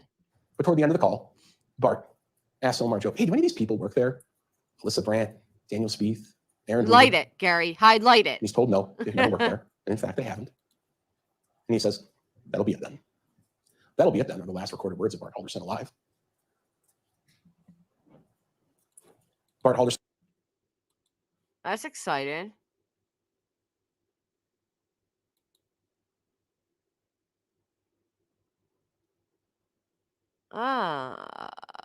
Welcome back. I'm back. Welcome back. Welcome back. Welcome back. That had to be very shocking. Yeah, like, Shortly after that, sends a text message. Text message that ultimately sealed his fate, which was a text to his own son. And it says, I spoke with Omar Job. Have a good day, Sarah. Thank you for coming in. I did say favorites. They are my favorites. Sorry. Sorry you're not. Now, what happens over the next 24 or so Honey, hours is a bit unknown. Homicide investigations are a lot of unknowns because the two people who were the victims who maybe know the most about what happened are, of course, dead. But there's not much verifiable information that happens over the next 24 hours. It's also unknown if Chandler even knew who Omar Job was. Of course, he wasn't going to MATC. So. You guys, sorry, Positive Fives is trying to become a favorite. They're getting closer. They're almost this close to being highlighted, but got to do a little bit better than that. So why would he know who some lowly entry-level customer service guy was? He wouldn't. But Bart Halderson did. Yeah. When you look at Bart Halderson's work calendar, that he maintains at his accounting firm, you see something quite interesting. Remember at the beginning, I said I wanted you to remember a date, a time, which was that the Haldersons were killed between 3 and 5 p.m. on July 1st, 2021. Guess what was on Bart's calendar? What? That exact time. What? He was supposed to have a meeting with the people at MATC. Oh, he's supposed to have a meeting. It says Chaz and then MATC. Oh.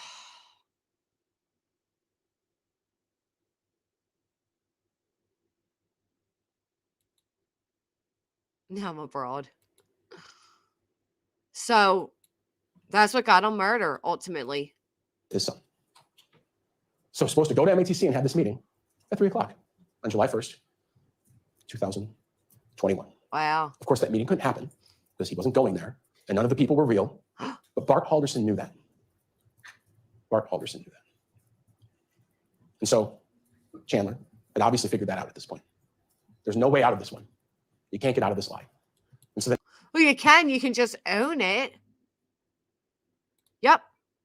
Seems like well, I don't know if that makes it premeditated. Seems like he found out that his father knew. So he killed him. The next day, and then killed his mother. Chandler Halderson wakes up on July 1st and starts messaging his girlfriend. 7:26, I hardly slept. 7:27, stuff has been going well for me lately. Just trying to plan for the next thing to fuck me over. 7:51, I had a great future planned. It's falling apart.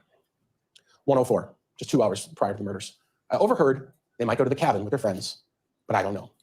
So he's, you know why? Hardly slept because he just killed his parents. So I'm trying to plan for the next thing to fuck me over because now he's going to be blamed in murder of his parents. And his great future and plans are falling apart because of that. Oh, Golden Dragonfly, thank you. Are you in chat?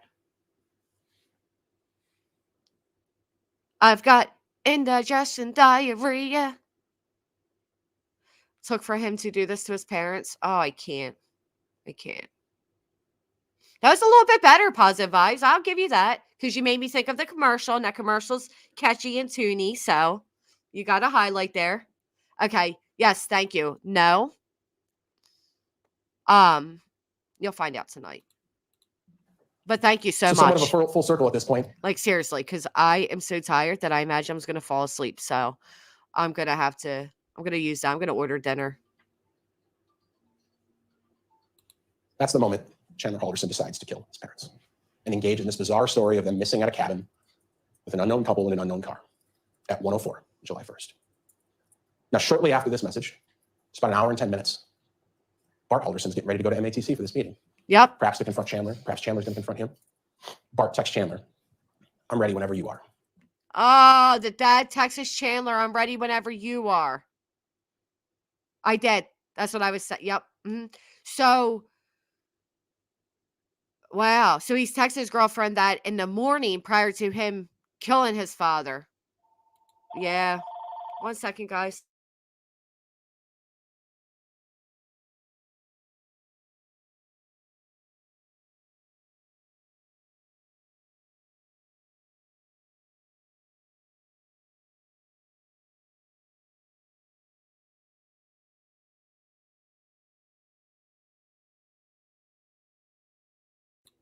How heartbreaking is that? Poutines. Thank you, Gary. That's about 50 minutes prior to when he was killed. 50 minutes prior to when he was Those killed. are the last words ever recorded of Bart Halderson. His phone is never used, really. Again, he dies at some point. He never goes back to work. No one ever sees him. The neighborhood he lives in, riddled with security cameras, never see him again. I'm ready whenever you are. What the evidence will show in this case is that sometime after the I'm ready whenever you are message, probably just around 3 o'clock when he was supposed to go to this meeting with MATC, Bart Halderson was shot in the back multiple times with a high-powered rifle. And after shooting his dad, Chandler texts his... Oh, I just realized your turtle's now a sad turtle. Do you draw these ticks? No, almost finished. But let me tell you, I do get a little not feeling in my throat when it happens, when the phone rings. Mom. Dad's phone died. Text her, call me. And get sewed on your way home. I have an extra hour of work. You know he didn't have an extra hour of work, but he was delaying her getting there. Oh, Because the evidence will show he needed to so good move things enchanted. around, prepare for what he was about to do when she showed up. She responds, "Okay, I can," smiley face. Those are the last words of Krista Halderson alive. Shortly thereafter, around just after 5, neighborhood security cameras, the Haldersons didn't have one, but the neighborhood, a lot of people did, show Krista pulling in, getting out of the car, walking in. Shortly after 5. Yep. I was that's to talk to Omar. Becky. That's a shitty joke.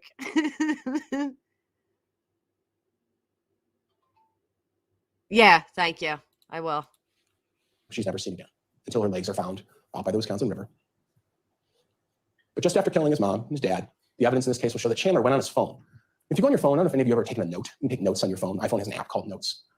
We got some raw data, and I'll put it up here in a second. I won't put the raw data because it's a bit challenging to see. But Chandler creates a note about 5:11 that day on July 1st, probably minutes after killing his parents. And the note reads, "Weekend chores, H2O2 lemon."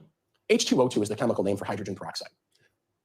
You'll hear from people in this case, it's essentially a household cleaner to clean up blood.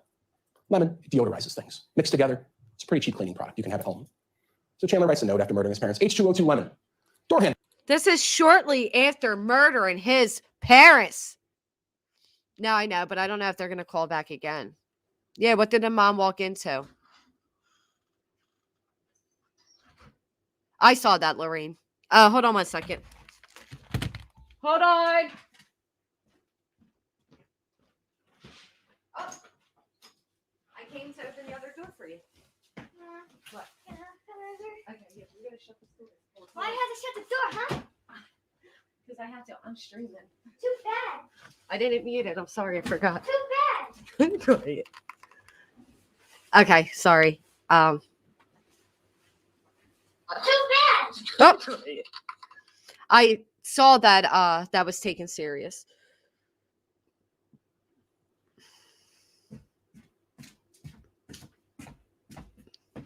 Hold on, let me mute.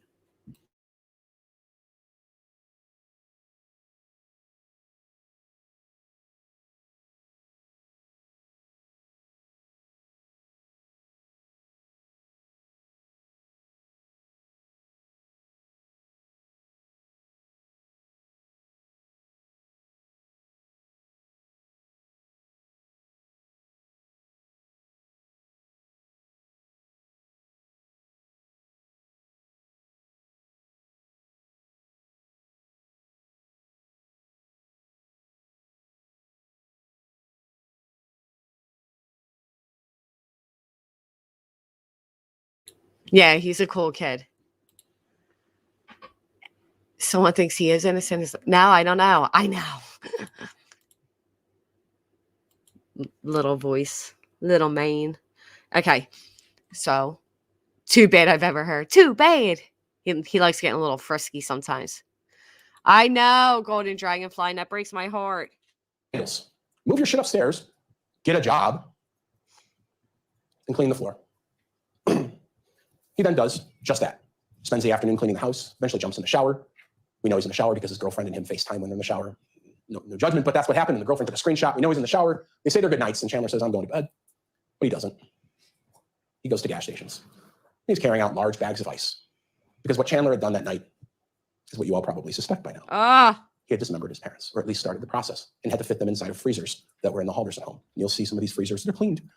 Freezers. Okay? Freezers. That's July 1st at 8:24 p.m. There's still some evidence around.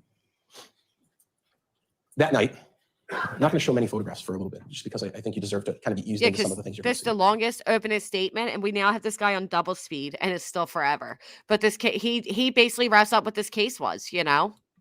That night, what appears to have happened, what the evidence will show, is Mr. Halderson took items from around the house and began cutting apart his parents.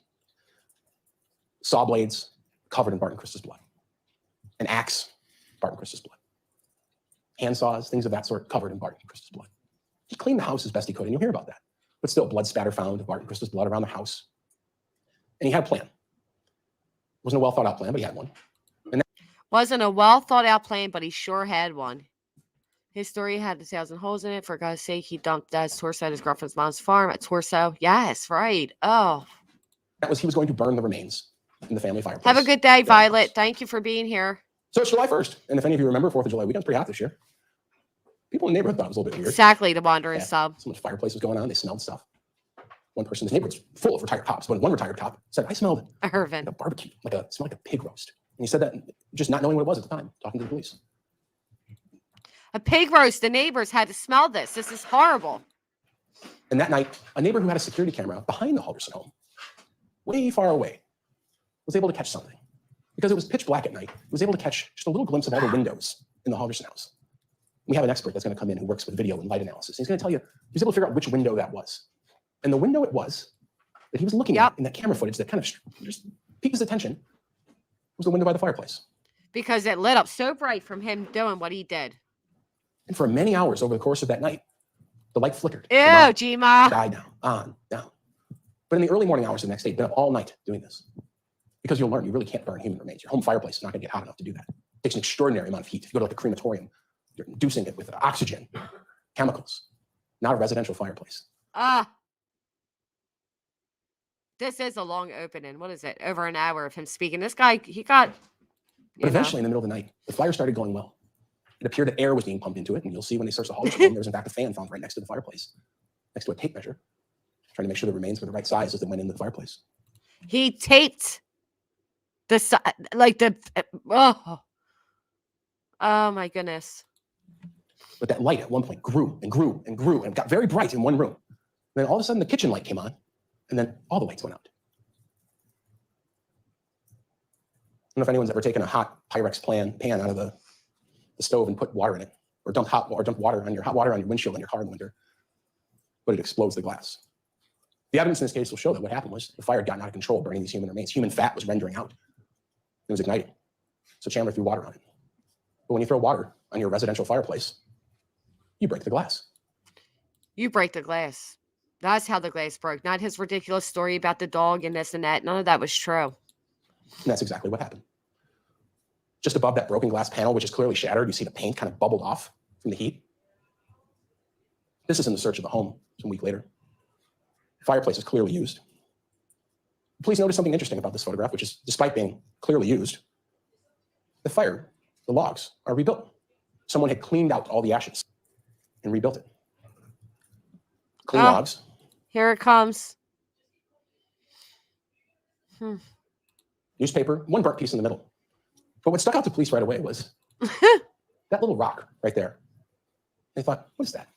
You'll hear from the people who collected this evidence. You'll hear from an arson specialist from the Department of Justice, a guy named Bill Boswell, who come in. You'll hear from a forensic anthropologist, a doctor named Cristina Figueroa Soto, who will tell you, we were all interested in what that was because it was out of place. We were all interested in what it was because it was out of place. You can tell what it is when you look here. I have the skull of, I think it's either a bat or a turtle that I found on the beach. It's really neat. So they pulled it off and they put it on one of these fancy police deals. And the forensic anthropologist took one look at it. And she said, oh, this is a human skull. Bloomin' Heather. He had burned his parents' heads in the fireplace. Their heads! Later, the police would go through the ash trap of that. Think about that. Their heads. Yes, Gary, that's what it is. Yep. Their heads. Their heads. Their heads. Think about it. Oh, don't think about it too hard, but oh, Lordy.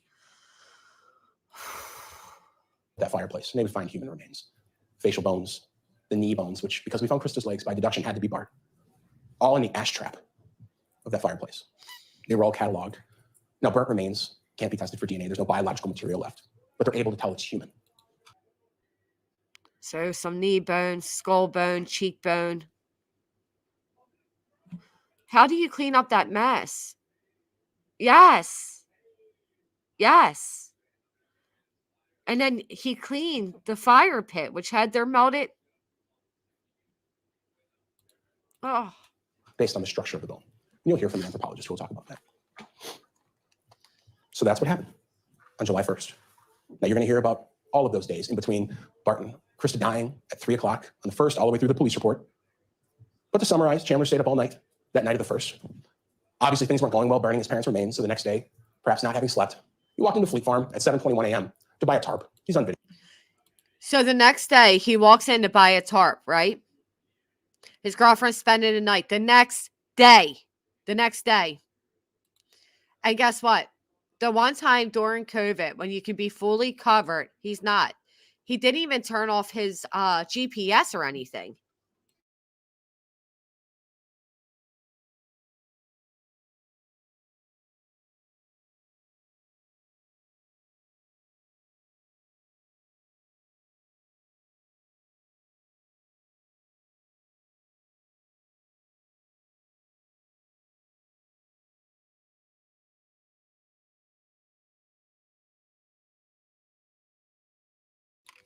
All right.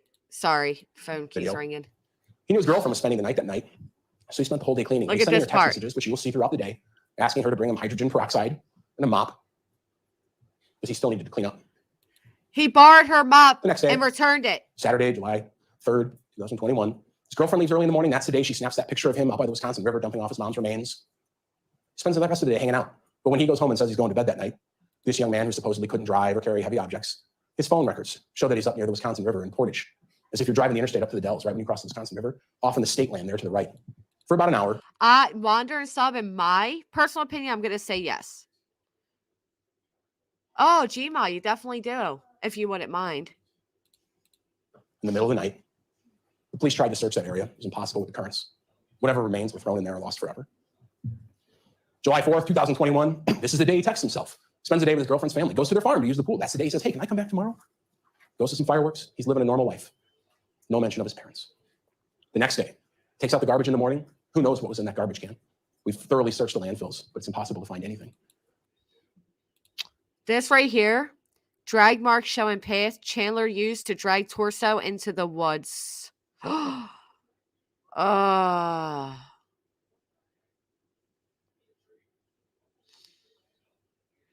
can't.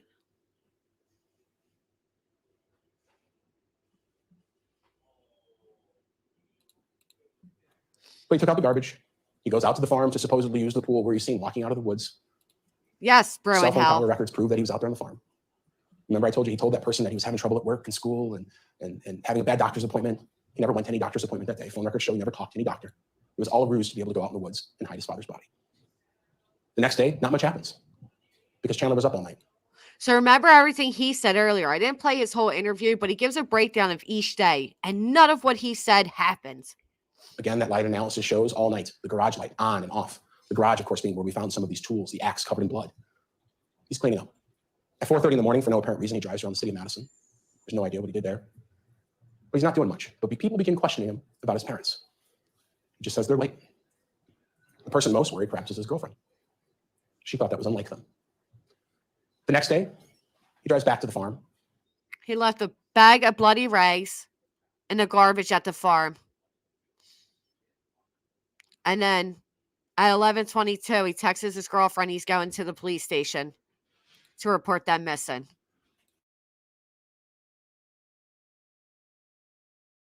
Like I said, Thank you, Golden Dragonfly. Yep, they smelled the punches smell. This is just crazy case, isn't it?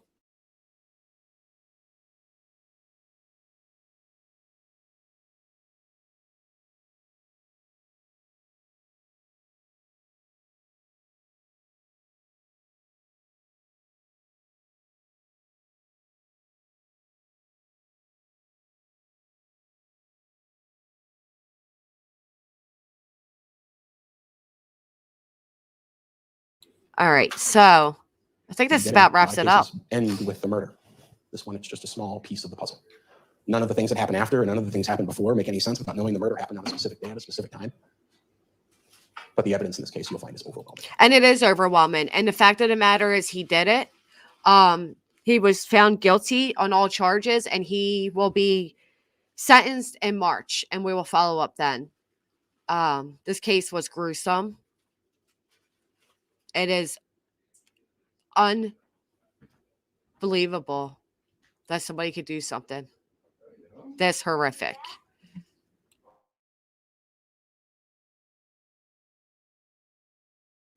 All right, so I'm going to spend some time with Jace and wrap this up. I appreciate you all being here today. Maybe when we study cases like this, we can understand how people can lie so easily without even, No, the girlfriend broke down a lot. She cried a lot. A real lot. Apparently, the news reporter said she even had to take breaks because she was crying so bad and crying in between questioning. And yeah, she cried on trial. I feel horrible for her. I can't imagine what she's been through in these past 6 months, 7 months, trying to wrap her mind around this. You guys are so awesome. Thank you. Thank you, Shar. I'm literally exhausted, so I hope it went well. You guys are so great. So yeah, I'm gonna go spend some time with them and get Alexis from school. Oh, I didn't realize that. Oh, Candace, I'm glad you heard of it here. Thank you. Thank you, KNS. Everybody have a great day. Any crazy people that keep tagging you or calling you, you have the power of ignore, right?